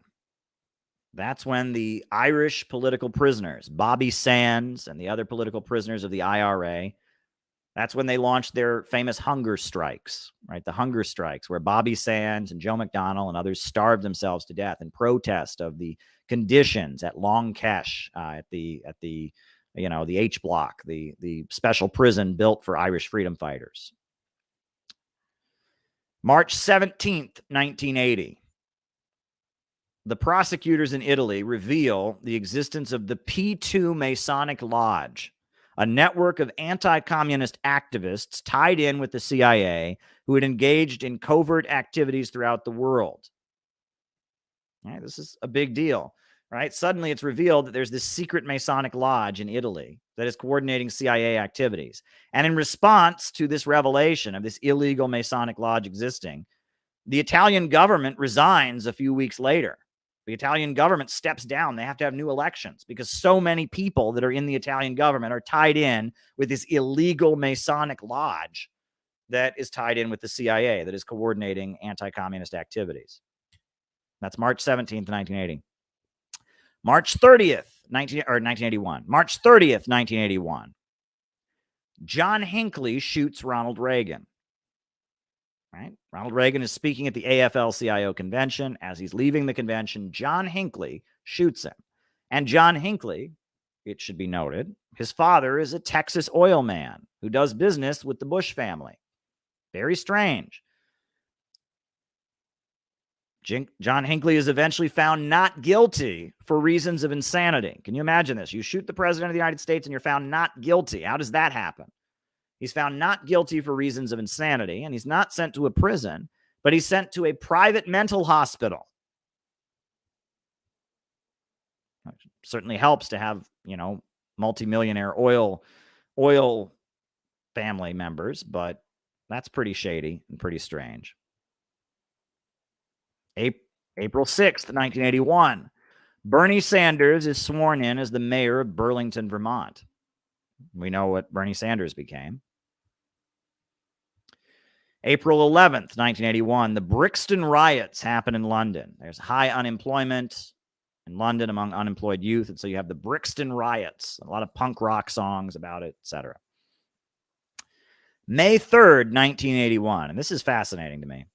The Workers' World Party stages the People's Anti-War Mobilization, which is the biggest anti-war protest in Washington, D.C. since the 1960s. About 100,000 people march to the Pentagon. It's led by the Workers' World Party, but Bill Ayers, former weatherman, Weather Underground terrorist who's come above ground, he's a leader of the march. The Communist Workers' Party, that just had 5 of their members killed by the Ku Klux Klan, they are leaders of the march. And it's the first anti-war protest in D.C., the first national anti-war protest to have a Palestinian speaker. It's the first national anti-war protest to have an LGBT, a lesbian or gay speaker. And on top of that, the march is attacked. 300 followers of the Reverend Sun Myung Moon. Remember the Reverend Sun Myung Moon? 300 of his followers show up and attack the march. And there's a big fight between the followers of the Reverend Sun Myung Moon and this anti-war rally. And the Moon followers are chanting, "No more Cuba, no more war, Castro out of El Salvador." Very interesting. June 7th, Israel bombs Iraq's nuclear power facility. Right? Iraq is building a nuclear power plant. Israel bombs Iraq to destroy their nuclear power plant.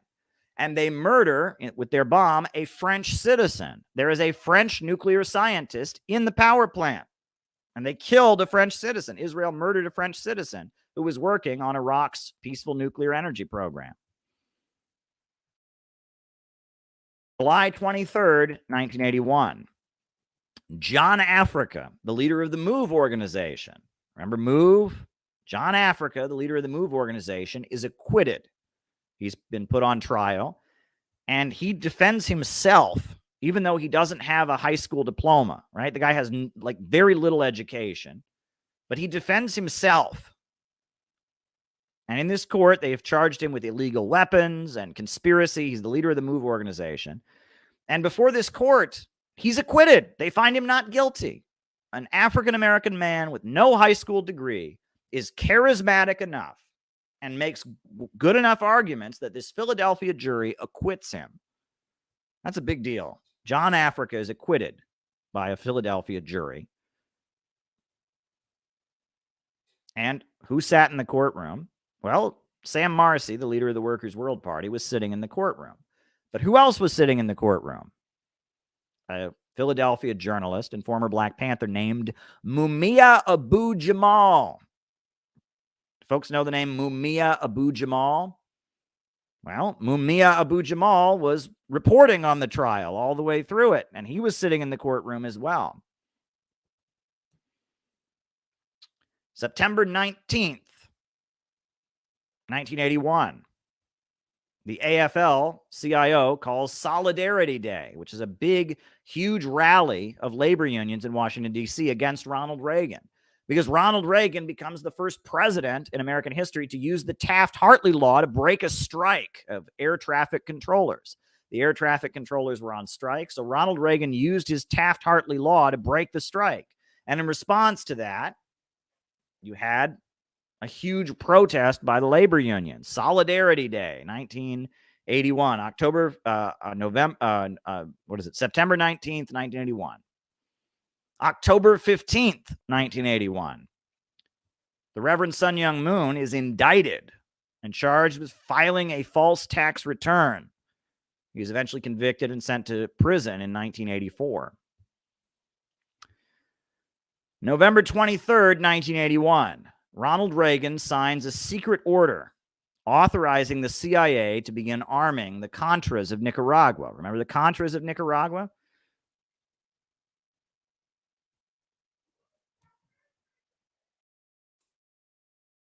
That's my timeline from 1978 to 1981.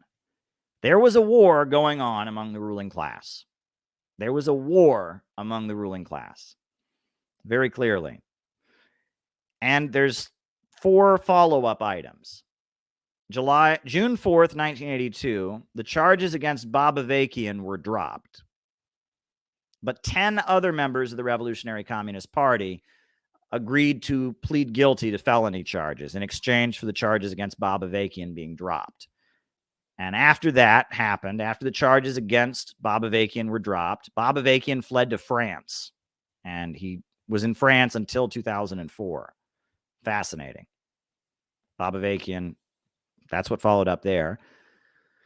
March 23rd, 1983, Ronald Reagan gave his Star Wars speech referencing Lyndon LaRouche's Strategic Defense Initiative program of ending the arms race with laser beam weapons. So Ronald Reagan basically quotes Lyndon LaRouche in a speech. 1983. May 13th, 1985, that's the infamous Move House bombing, where the Move organization, they're living in Philadelphia, they're bombed. All right? That's the Move House bombing, where they firebomb the house. And then October 14th, 1988, Lyndon LaRouche and 6 of his followers were indicted on mail fraud charges. And eventually they put Lyndon LaRouche and a number of his followers in prison as well. So that's a timeline that I wanted to give you all, because if you look at it, it's very clear that at the end of the 1970s and in the early 80s, there was a fight going on in the ruling class. There's a big fight going on in the ruling class, and communist groups and religious organizations, the MOVE organization, the Unification Church, the Revolutionary Communist Party, the Workers' World Party. They were heavily involved. There was a big fight going on behind the scenes in the ruling class. And if you look, when things are happening in that rapid succession, this is important. And so I just wanted to educate you all about that. We talk about fights in the ruling class. We talk about how it's pretty clear that Joe Biden is the new Jimmy Carter. It's very clear that the forces that had backed Reagan are now aligned with Trump. There are divisions in the ruling class once again. As we think about who Tulsi Gabbard is, as we think about the hope for peace on the Korean Peninsula, as we think about the danger of a new world war against Russia and China, think of that timeline, because there are divisions in the ruling class. And this is what makes these lives so special, is this scientific understanding. So thanks, everybody. Those are my opening remarks for tonight. I will now call you out as I see you, names and locations, names and locations.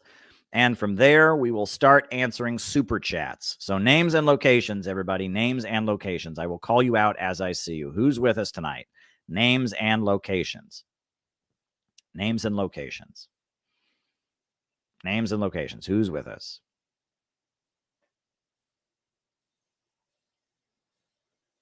Nate in Chicago. And no, I'm not from Chicago. I lived in Cleveland for a long time, but I've never lived in Chicago. Cleveland, Pirate Alex. St. David's, Bermuda. Mr. Wonderful from Quanus, right? We got San Jose in California. Temple City, California. David Rennie from Hamilton, Ontario. Lori in Oklahoma. Greg in Hong Kong, China. Auckland, New Zealand. Balthazar in Oakland. Devin in Connecticut. Sage Rage in Utah. John McCarthy is in Chicago. Jared in Virginia. Richard in Pennsylvania. Patch in Arizona. Colin in Greensboro. Jenny Lynn in Cincinnati. Ryan in Kansas City. James in Thailand. All Perspective. We got Chan in Georgia. Molly McGuire. We got Bob Troy in New York. We got Beachmont Bolshevik in Kentucky. We got Edwin from the Philippines. We got Chester, England. Ian Foster. Very good. Very, very good. Who else is with us tonight? Names and locations. We'll call you out as we see you. Names and locations. We got Steve and Ann in Georgia. We got Pritish in India. Micah in Las Vegas. We got Yonatan Mahari in London. We got Quebec. Someone's in Quebec. We got Juan in Ecuador. Juan is in Ecuador. We got San Jose, Costa Rica. Eduardo is with us. We got Tristan in Maryland. Shout out to Tristan. Welcome, Tristan. Brisbane, Australia. Joshua Wright is with us. Brisbane. Names and locations. I will call you out as I see you. We'll do a few more, just so we know who's on the other side of the camera. Always good to know who's watching. Salt Lake City, Utah. We got Carlos Martinez. We got Work in Progress in Ottawa. We got Ian in Chicago. Very, very good. We got Ishmael in Los Angeles. Very, very good. We got Darth Kakos in Atlantis. All right. Beirut, Mason, San Antonio, Texas. Welcome, welcome, welcome. Good to have you here. The reason I do these super chat, the reason I do these roll call things is I want people to realize that we're a community here, right? If I just talked at the screen, it wouldn't be the same. But, the chat, I'm always looking at the chat.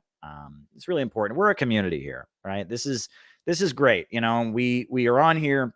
We're digging for the truth. And it's really, really special what we do here. And I just want everyone to know everybody. I want people to recognize the names. If you're watching and not announcing yourself, that's okay. You're allowed to lurk, right? That's allowed. Lurking is allowed. I can't stop it. And, if you just want to watch and not announce yourself, that's fine. But I like to let people know who's watching, right? We ought to just be a community here. We're walking down this road together, trying to figure out how things work, analyzing the objective laws of history, using Marxism-Leninism as our guide. We got Finn in Duluth. Using Marxism-Leninism as our guide, but trying to get to the truth. Kieran in San Diego. That's okay. That's okay. Very, very good. Very, very good. Thanks, everyone, for being here. And now comes the part. Oh, we got Jacob in Louisiana. Now comes the fun part where I answer your super chat questions. So we've got a few super chats already, but if people have more super chats, by all means, just shoot them my way. And this is the fun part of the show where I answer your questions. All right. First question is Sigmund Freud, strengths and weaknesses. Well, the strength of Sigmund Freud. Oh, thank you, Gala. I'm glad you appreciated it.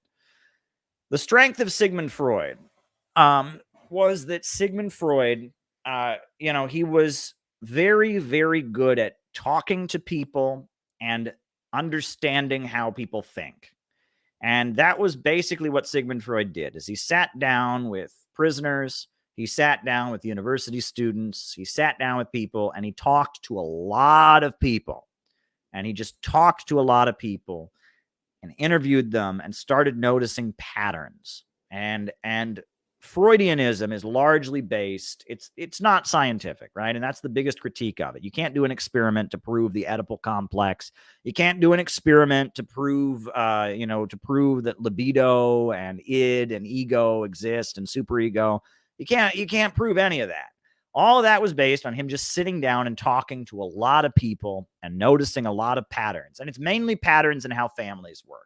He notices patterns in, how young men relate to their fathers, how young women relate to their mothers, how young women relate to their fathers, how young men relate to their mothers. And he notices certain patterns. And he's observing small children, and he's observing evolution is new and exciting. He's observing monkeys in the zoo, right? And he's observing how baby monkeys interact with their mothers and fathers. And he comes up with a list of concepts and theories, right? He develops the notion of a subconscious.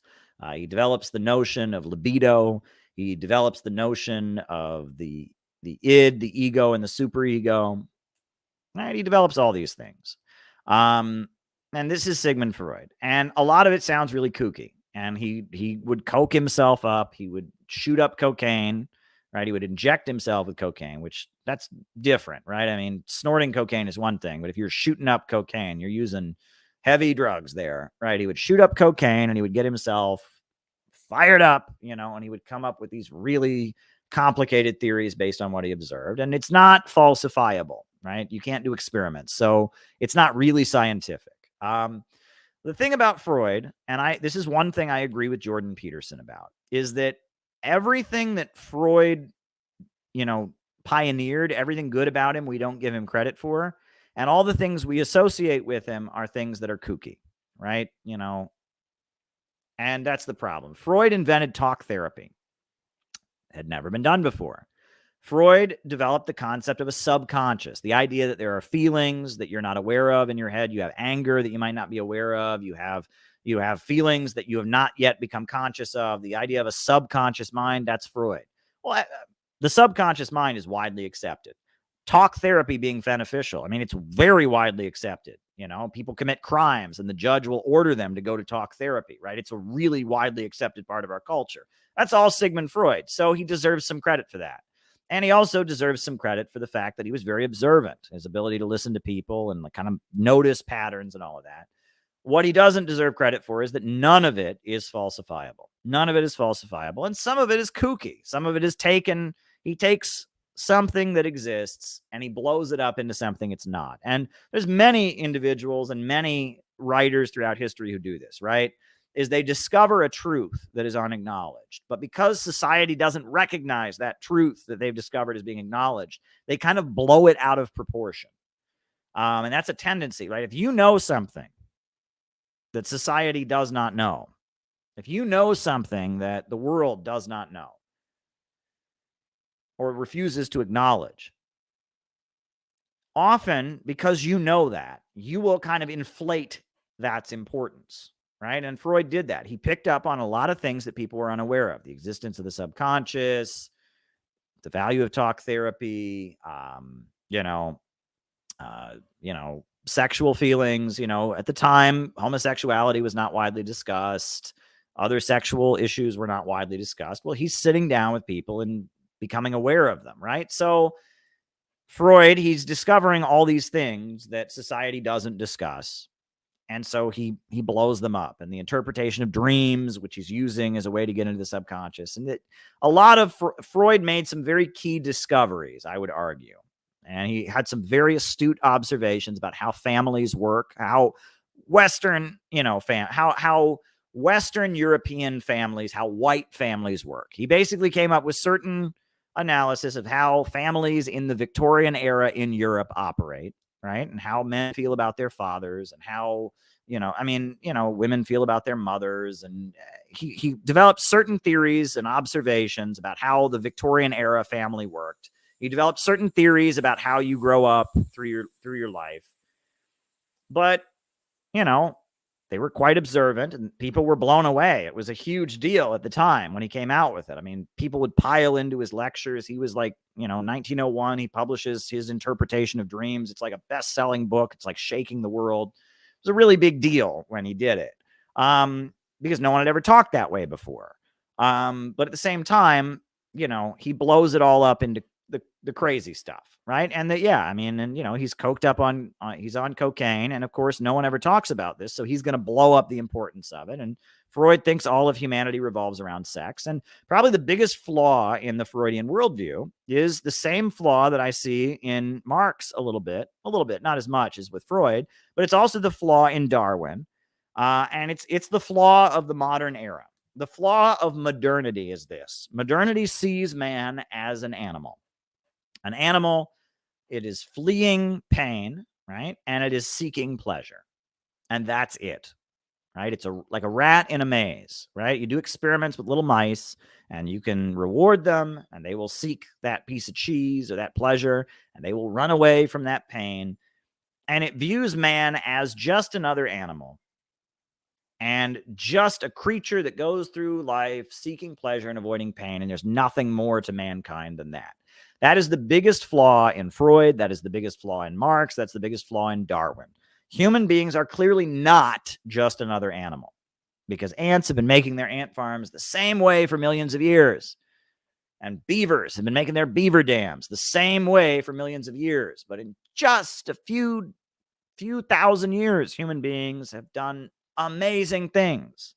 There is something unique about humanity. And that thing that is unique about humanity, I would disagree with Marx and Engels and argue that that thing that is different about humanity is not something that is material. It's not just that human beings, we just evolved to the point that we got this special, there was just this special evolutionary leap called a brain. And so therefore, yeah, we're different because no one else has ever evolved a special brain before. I don't agree with that. I would argue that mankind does have a spark of divinity within it. I would argue that mankind does have a soul, that mankind does not simply have a material side, but it has a spiritual side. And that's where I would disagree with Freud and Marx and Darwin. And I would argue that their worldview is flawed, right? And that they view mankind as another animal. However, I understand why they made this error. The reason that this is a big problem in modernity is because modernity, humanity is coming out of feudalism. And in the feudal worldview, man is not viewed in material ways at all. Man is simply viewed as purely a spiritual entity, right? And the whole world is viewed in spiritual terms. So radical materialism is something that makes sense in the context of breaking out of feudalism. Feudalism views everything in spiritual terms. So, as you're breaking free from feudalism, you want to see everything in material terms. You're contradicting the old order. You're breaking apart the old order. But, and I agree, Tyler, very good point. But at the same time, there is something spiritual about mankind. And Freud doesn't see it that way. Freud sees human beings as monkeys in a zoo. And he looks at monkeys in a zoo to gain insights into human beings. And he thinks he can explain human beings by observing monkeys in a zoo. That's a problem, right? Because monkeys in a zoo are not humans, and there is a fundamental difference between monkeys in a zoo and a human being. Now, let me add that this becomes very apparent that I do think, I'll be honest, I do think that Sigmund Freud was a bit of a sociopath. That doesn't mean he wasn't very intelligent. A lot of sociopaths are very intelligent, but he was a bit of a predator and he was a bit of a sociopath. That doesn't mean, bad people can make good discoveries. And I actually do draw a lot from Freud because I think he made many, many good discoveries. But I would argue that if you read especially the opening section of his book, Civilization and Its Discontents, and if you take in what he's saying in that book, not the observations he makes, which are very astute. He makes very astute observations in that book, but the worldview that he puts out in that book is the worldview of a sociopath. He starts out by saying that he has a number of clients. Over the years, he's been seeing people, and they're all religious. Freud is an atheist, and he doesn't understand why they are religious. And they all say that they have this feeling of oneness, this feeling of a universal connection to the whole world, this feeling of connection with the universe, this spiritual feeling of oneness. And he says client after client after client tells him they are religious for this reason. And Sigmund Freud writes that he thinks that this is some kind of defect in human beings left over from when we evolved from earlier species. And he thinks this feeling of oneness is, this desire to be part of a whole community, to connect with other people. He argues that this is just some kind of mental defect in human beings, but that it manifests itself in the form of religion. That is a sociopath. Because what Freud is hearing is, yes, people are religious. People join groups. People feel sense of community and sense of loyalty to groups. And people feel loyal to their families. They feel loyal to their countries. They feel loyal to their community and to their religion and their cause. And Freud, he can't relate to that at all. And he's just like, yeah, all these clients, they tell me that they're religious, and it's not because of some rational arguments about God. It's because they have this deep connection, this feeling of oneness, and he can't make any sense of it. That indicates to me that he's a sociopath, right? That he's, and that there are these people called sociopaths that are not able to have empathy for other people. They're not able to get that feeling of that sense of community, that feeling of oneness. And I think that Freud, was somewhat of a sociopath. And the way he ends the book, Civilization and Its Discontents, the way he says basically, maybe civilization isn't worth it after all. Maybe it was all a big waste of time. Maybe we should just be savage beasts running through the woods. I mean, I don't really know. I mean, that's like a weird conclusion to come to. And also people say that the way Freud interacted with his clients was predatory. There's a letter that gets referred to where Sigmund Freud is traveling somewhere. And he says he can't stay for very long because he's afraid that his clients will heal in his absence, meaning that these people might realize they don't need to pay him lots of money to sit on his couch. That's cynical. And that to some degree, and he also, Sigmund Freud said, there's a quote, he says, money for me is like laughing gas. The more of it I get, the more happy I am. That's pretty, that there was a cynical edge to Sigmund Freud. That while Sigmund Freud was making very astute observations about human beings and how they relate to each other, while he was doing that, he was exploiting rich people for money. That was really a lot of what he was doing. He was sitting down with rich people and telling them what they want to hear and getting to know them so they would give him money. Right? There was an element of that he was entertaining rich people. He was doing some kind of self-help therapy thing, but there was an element of he was trying to get rich people to give him money, right? And that it was, to some degree or other, there was a predatory aspect to what he did. And he slept with a lot of his clients, which is not ethical, right? Modern therapy of all kinds forbids that, right? You can't sleep with your clients if you're a therapist, but he apparently did. He slept with many of his clients, and he argued that that was inevitable. So there was an element of predatory grifting and sexual predatory behavior with Sigmund Freud. And if you read a lot of his writing, he's got a sociopathic, he doesn't relate. And in a way, his sociopathy may have helped him, right? Because he wasn't wrapped up in these relationships, right? Because he didn't have strong feelings about his family. He didn't have strong feelings about his country or his religion, right? Because of the fact that he was just he had this cold sociopathic way of being that may have actually helped him observe it in a more neutral way. So whatever, right? Sigmund Freud was, he was an interesting one. And I think his work is very valuable. And I actually take a lot from psychoanalysis. I think that psychoanalysis is very useful in understanding people and how to relate to them.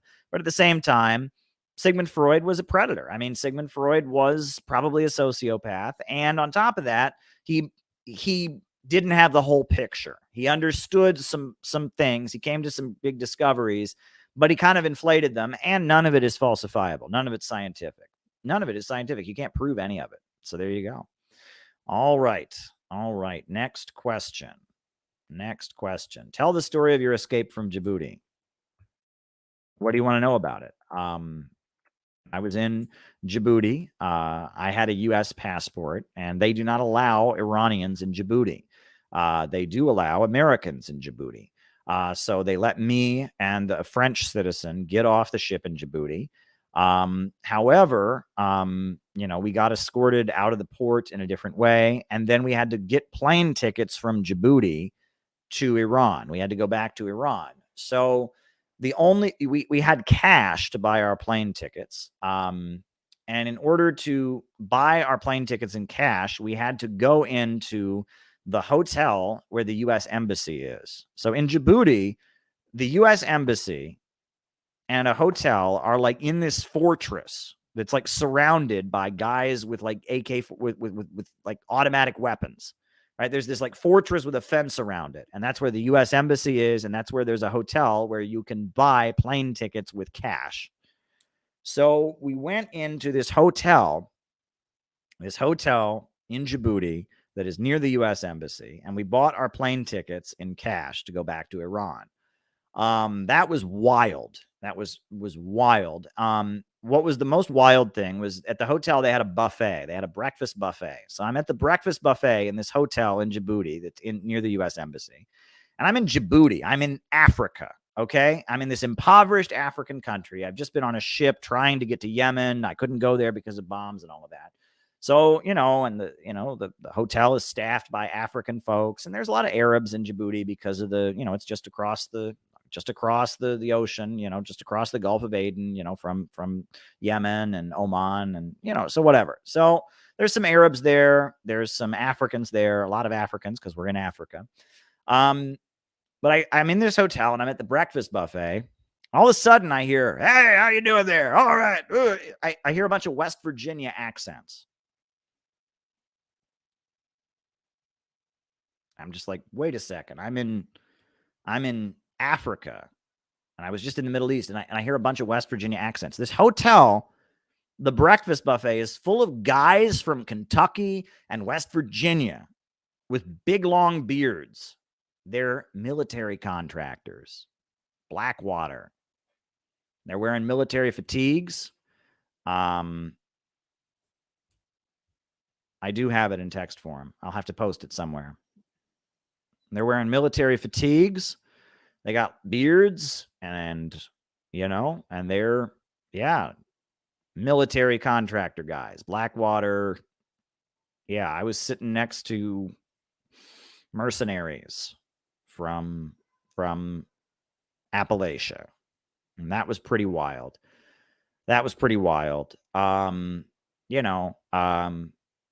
So yeah, I mean, that was a whole wild thing. And I'm not going to get into details of how we got out of the port because that was a weird story. I won't go into detail about that. But yeah, I mean, I was in this hotel and I'm hearing West Virginia accents. Trying to remember what else happened in Djibouti that I can talk about. Not much. All right, next question.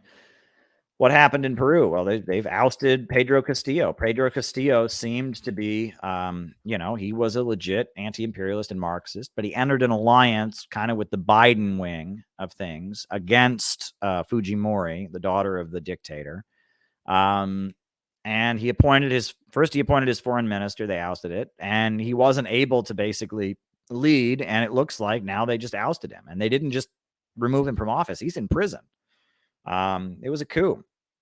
They ousted him, and it shows that that you can't really align with the Biden wing, right? That this government in Colombia and this government in not in Bolivia, in Chile, these are not left anti-imperialist governments. Pedro Castillo was a left anti-imperialist, but he was aligned with the new fake left of Latin America that's anti-Bolivarian.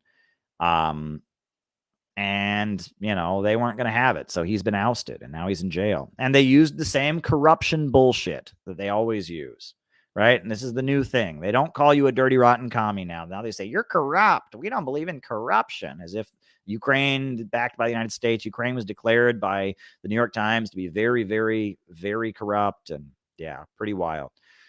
Twitter bombshells. What's the latest? I mean, Twitter has been clearly interfering in politics on the side of the Democrats, suppressing news stories about Hunter Biden, suppressing different accounts because they're critical of the status quo, because they're anti-imperialist, etc. So what's the latest? Is there a detail I'm missing here? There you go. Best biography of Karl Marx. Well, shout out to Elizabeth P. if she's watching. She encouraged me and Lily to watch the anime Karl Marx Life from China. And I will say they did a really good job of describing the life of Karl Marx and putting it on screen. The anime of Karl Marx's life that the Chinese government made is very good. So if I had to pick a biography of Karl Marx, that's the one I would pick because that's very, very entertaining, right? There are a number. I have some Marx biographies behind me there, and there's other. I've read different things. I encourage people always to read the History of the Three Internationals, right? That's where it goes over the life of Marx and Engels and the you know, et cetera, the history of the three internationals, the fundamentals of Marxism, Leninism. But, you know, I mean, if you really just want to be entertained, I would recommend watching the anime of the life of Karl Marx that the Chinese government made. Would you have Whitney Webb on your show? Of course I would. I love Whitney Webb's work. Her work around Epstein has been amazing. She's documenting the intelligence interference in American politics. I love Whitney Webb. I would love to have her on the show. All right. Jason Unruhe thinks class collaborationism is the same thing as Nazism. Doesn't he call himself a Maoist? Now, he calls himself a Maoist, Jason Unruhe. What do the stars on the Chinese flag stand for? The big star is for the Communist Party, and the other stars are for the block of four classes. The Chinese flag is a symbol of class collaborationism. So for Jason to say he thinks class collaborationism is fascism, it means he's an idiot. And he should go read Mao's essay on New Democracy. You know, he should go read, you know, there's many pieces that Mao has written. Mao was all about class collaborationism, so much so that Trotskyites condemned him for it. So no one who's a Maoist should be condemning all class collaborationism as fascism. That's the dumbest thing I've ever heard. You know, I mean, and it's just people like Jason, they're buffoons. All right. Jason is mad at me for some silly, childish reason that I cannot comprehend. I've debated him twice and made him look stupid both times. He's, you know, he's somebody, he's been on the internet doing his thing. I mean, one of his biggest arguments against me is that I don't advocate a violent revolution. I advocate a peaceful transition to socialism, God forbid. I've read him how Mao didn't advocate a violent revolution. I've read him Long Live Leninism. I've read him Mao saying how he would have preferred to not have a civil war with Chiang Kai-shek, offering to form a coalition government. You know, I mean, it's just like, I mean, this guy's a buffoon, right? And the thing is, what does he gain?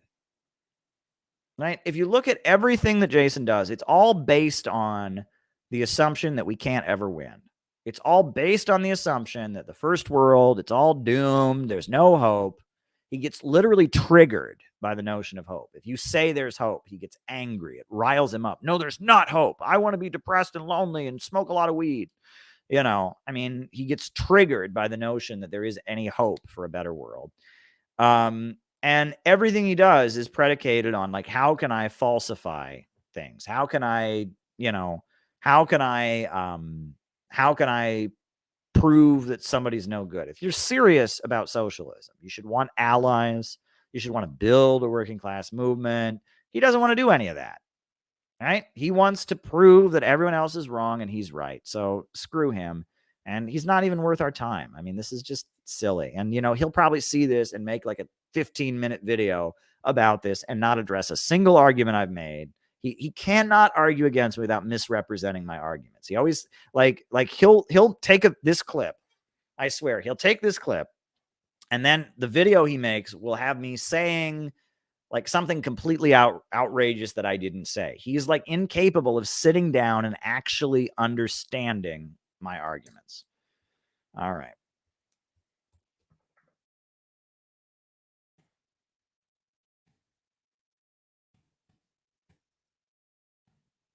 All right. Okay. Is libertarianism creeping into leftist spaces? Absolutely it is. The bread tube, you know, the bread tube stuff is totally made for libertarians, right? I have watched, there's this awful clip. It's painful. In fact, I'm going to see if I can find it, right? I hope this doesn't get my video, my stream blocked again. But there's a Ben Shapiro clip where one of these people, oh, here it is. It was like the first one that came up. It's painful. This is painful. Right?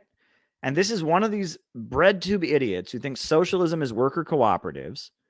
And he goes up against Ben Shapiro, who's a notorious right-wing anti-communist and enemy of socialism. And we'll just watch it here and we'll see the whole bread tube thing is designed to not contradict libertarianism in any way. We'll pull it up here. It's a very short clip of Ben Shapiro engaging with one of these Jacobin socialists. You know, And just the persona of the guy. I mean, you'll have to see the clip. I don't want to preempt it here, but here it is. Here's the clip, right? Yeah, I've wanted to react to this for a while. So here we go. Here we go. But this is what, I mean, you said, is libertarianism creeping into leftist spaces? This is a great example of libertarianism creeping into leftist spaces. Here we go. Here we go. Here we go. This is Ben Shapiro being confronted by... You own a pencil factory. I'm a worker in that pencil factory.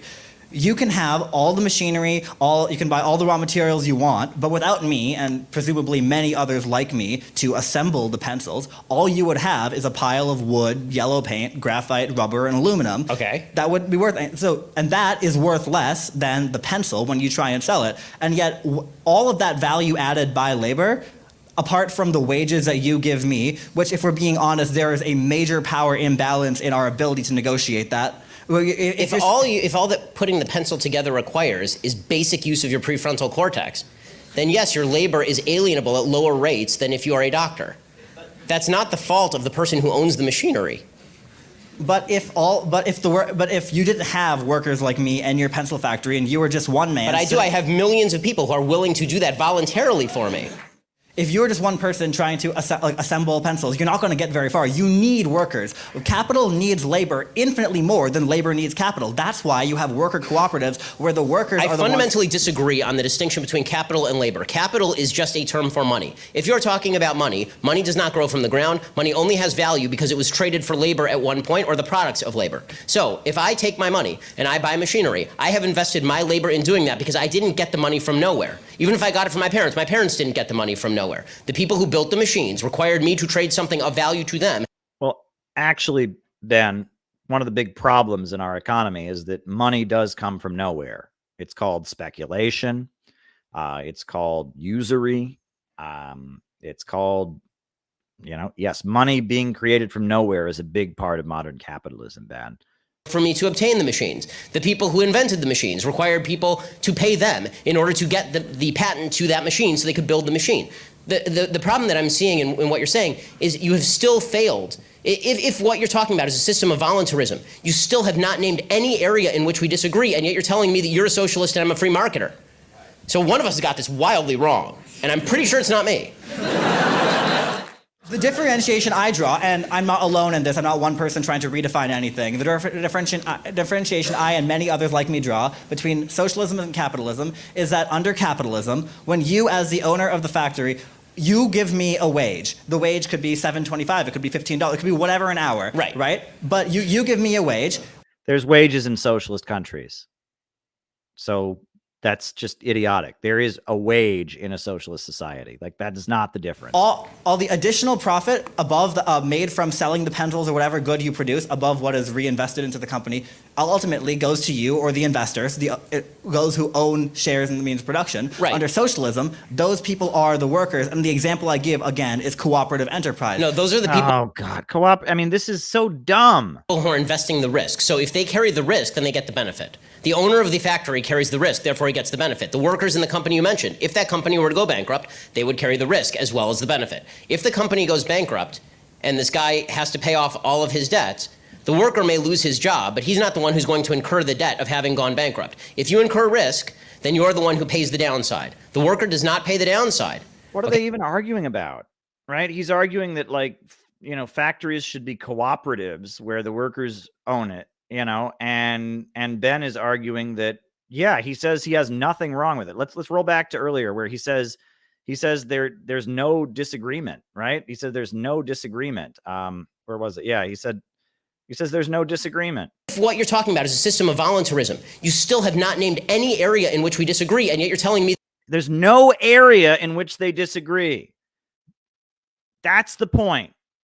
The pencil factory socialism, where socialism is just a voluntary worker cooperative pencil factory, in no way contradicts the view, the neoliberal view that we should privatize everything, that everything should be voluntary, there should be no state coercion.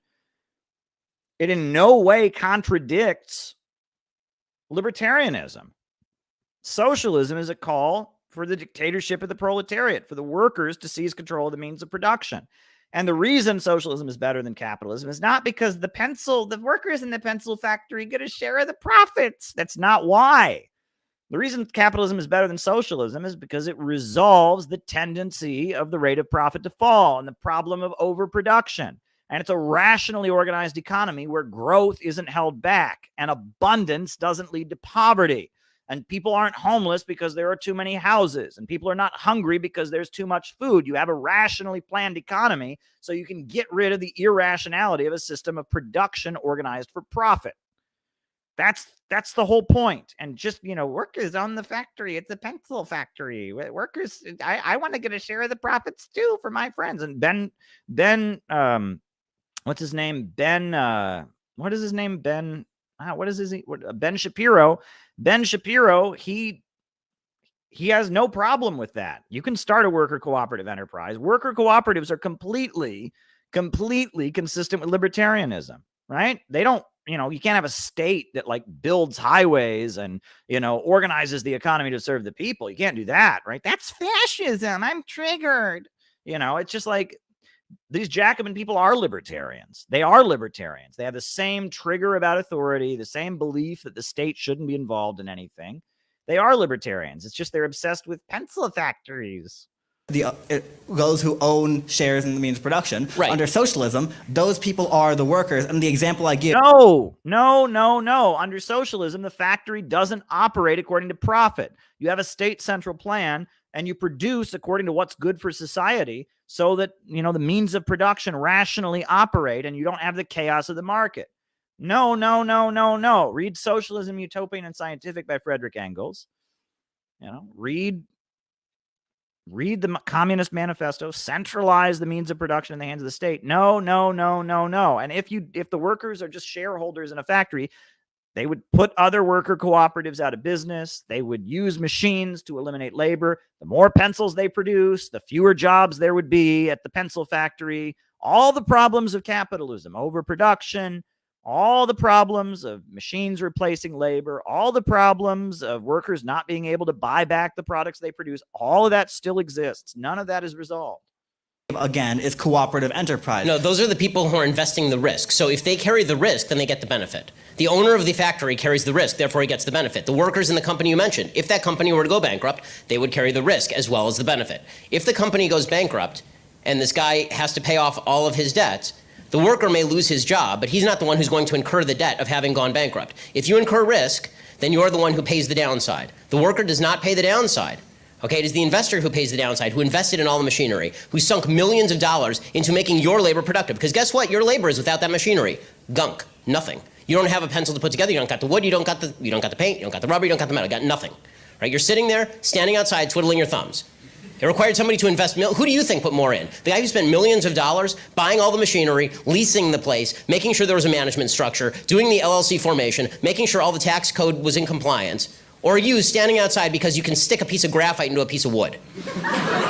Yeah, and that's why kindergarten communism and I am a worker and you're a capitalist, and that's not that's not real politics. And Jacobin is I can't stand the Jacobin crowd. I really can't. But let's get to the next question.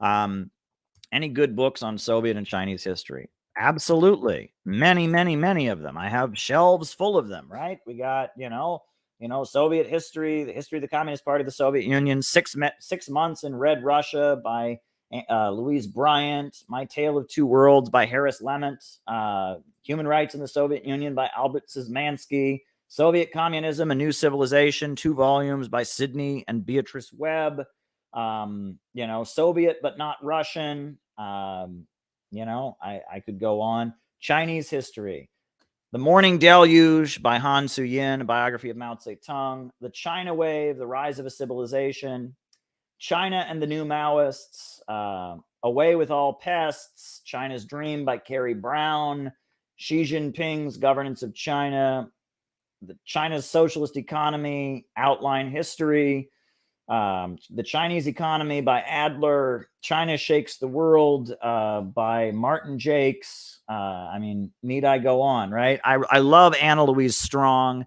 I love Edgar Snow. There's many good books on Soviet and Chinese history. There's many of them. When I was in high school, one of the books I really liked was called Daily Life in Revolutionary China by Maria Mashiyoshi. I was a member of the Italian Parliament who went to China in 1970, and she described what it was like at the height of the Cultural Revolution. It was a great book. Yeah, there you go. All right. China's relations with Saudi Arabia and other brutal countries. China needs oil. China is not the Soviet Union. China, they basically resolved in the early 80s that they are not trying to spread communism all over the world. Class struggles in other countries are none of their business. They are simply trying to invest and raise people out of poverty around the world and develop a global economy based on win-win cooperation, building infrastructure. And on top of that, they are trying to raise their own people out of poverty. And they have no desire to meddle in the affairs of other countries. And they have no desire to export their system. They have never exported their system anywhere in the world. The Chinese communists, they trade with Saudi Arabia mainly because China is an oil importing country. They have a huge apparatus of production. They make half the steel in the world. They have the biggest telecommunications manufacturer in the world. They need oil. They need petroleum. And Saudi Arabia's got a lot of it. They get a lot of oil from Russia. They get oil from Iran, and their relationship with Iran is expanding. But they also get oil from Saudi Arabia. They also do business with the United States. They also do business with many countries in the world. China is not trying to spread communism across the planet. It's trying to raise its own people out of poverty with socialism and help countries on the course to raise their own people out of poverty by building infrastructure. So, there you go. Saudi Arabia is a really important country in the oil markets. Russia has a very close relationship with them as well because they have to negotiate oil output. Saudi Arabia and China, their oil output has a big impact on the global oil price. Putin needs to be able to call up the Saudi crown prince and negotiate oil output, and vice versa. The Saudi crown prince needs to be able to call up Putin and negotiate oil output. And again, this is why the cancel culture stuff doesn't work. In the real world, if Putin were to just say, Saudi Arabia, screw you, you violate human rights, well, then he can't call him up and negotiate oil price output. And the oil prices, they wouldn't be able to negotiate. Right? If the Saudi king were to call up Putin and go, screw you, you Russian, then they wouldn't be able to negotiate oil prices. In the real world, you have to get along with people. Right? In the real world, you have to have relations. Right? This idea that no one should ever have a relationship with anyone who's not good, doesn't work in the real world. The Soviet Union armed the Emir of Afghanistan. You know about this? The Emir of Afghanistan. He was the king of Afghanistan. He was one of the most reactionary, primitive monarchs in the world at the time. He was the Emir of Afghanistan. And he fought the British. And he was fighting against the British. The British were trying to colonize Afghanistan. And he was resisting it. And the Soviet Union gave guns to the Emir of Afghanistan because he was fighting the British Empire. And the Soviet Union realized that the British Empire and Western imperialism are the main danger. So the Soviets gave guns to the Emir of Afghanistan. You can read about the relationship that Lenin had with the Emir of Afghanistan. This idea that everyone we do business with, it's not a real socialist country if it does business with somebody who's not pure. Doesn't work that way.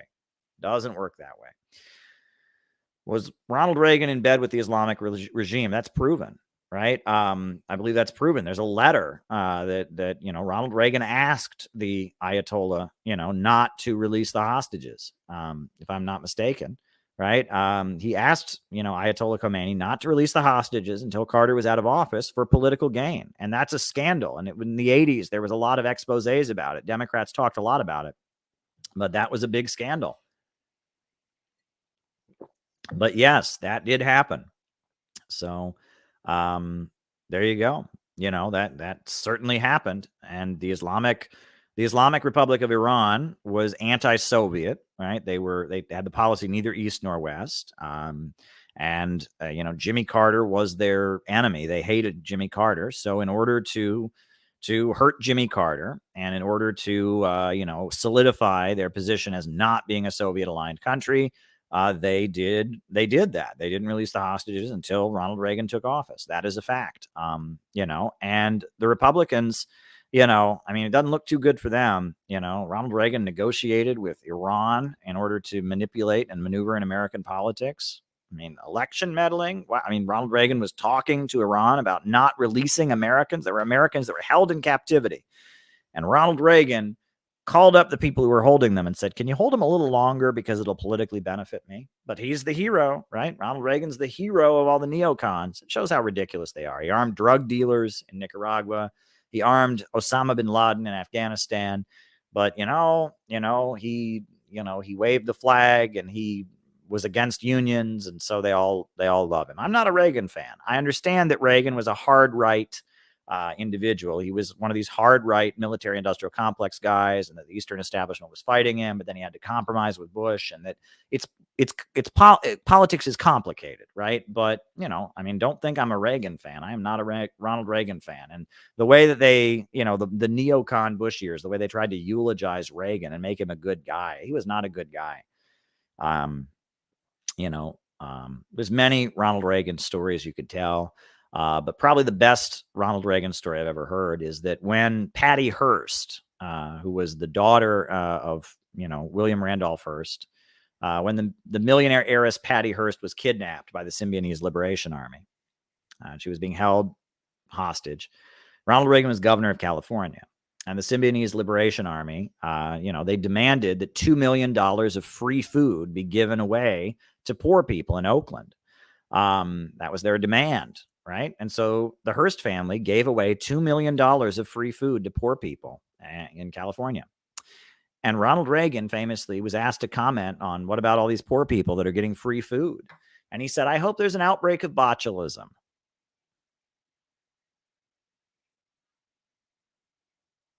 Classy. Isn't that classy? I hope there's an outbreak of botulism.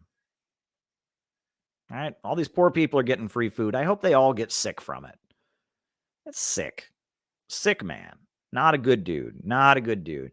The other Ronald Reagan story was that he joked about nuclear war. He was like testing a microphone one time. And he said, I've just passed legislation making Russia illegal. Bombing begins in 5 minutes. Ha, ha, ha, ha, ha. Nuclear war. He thought nuclear war was a big joke. Wasn't a good dude. Ronald Reagan was not a good dude. But there are divisions in the ruling class, and that's the point I was making. Anyway, folks, that's tonight's stream. I'll be back tomorrow night.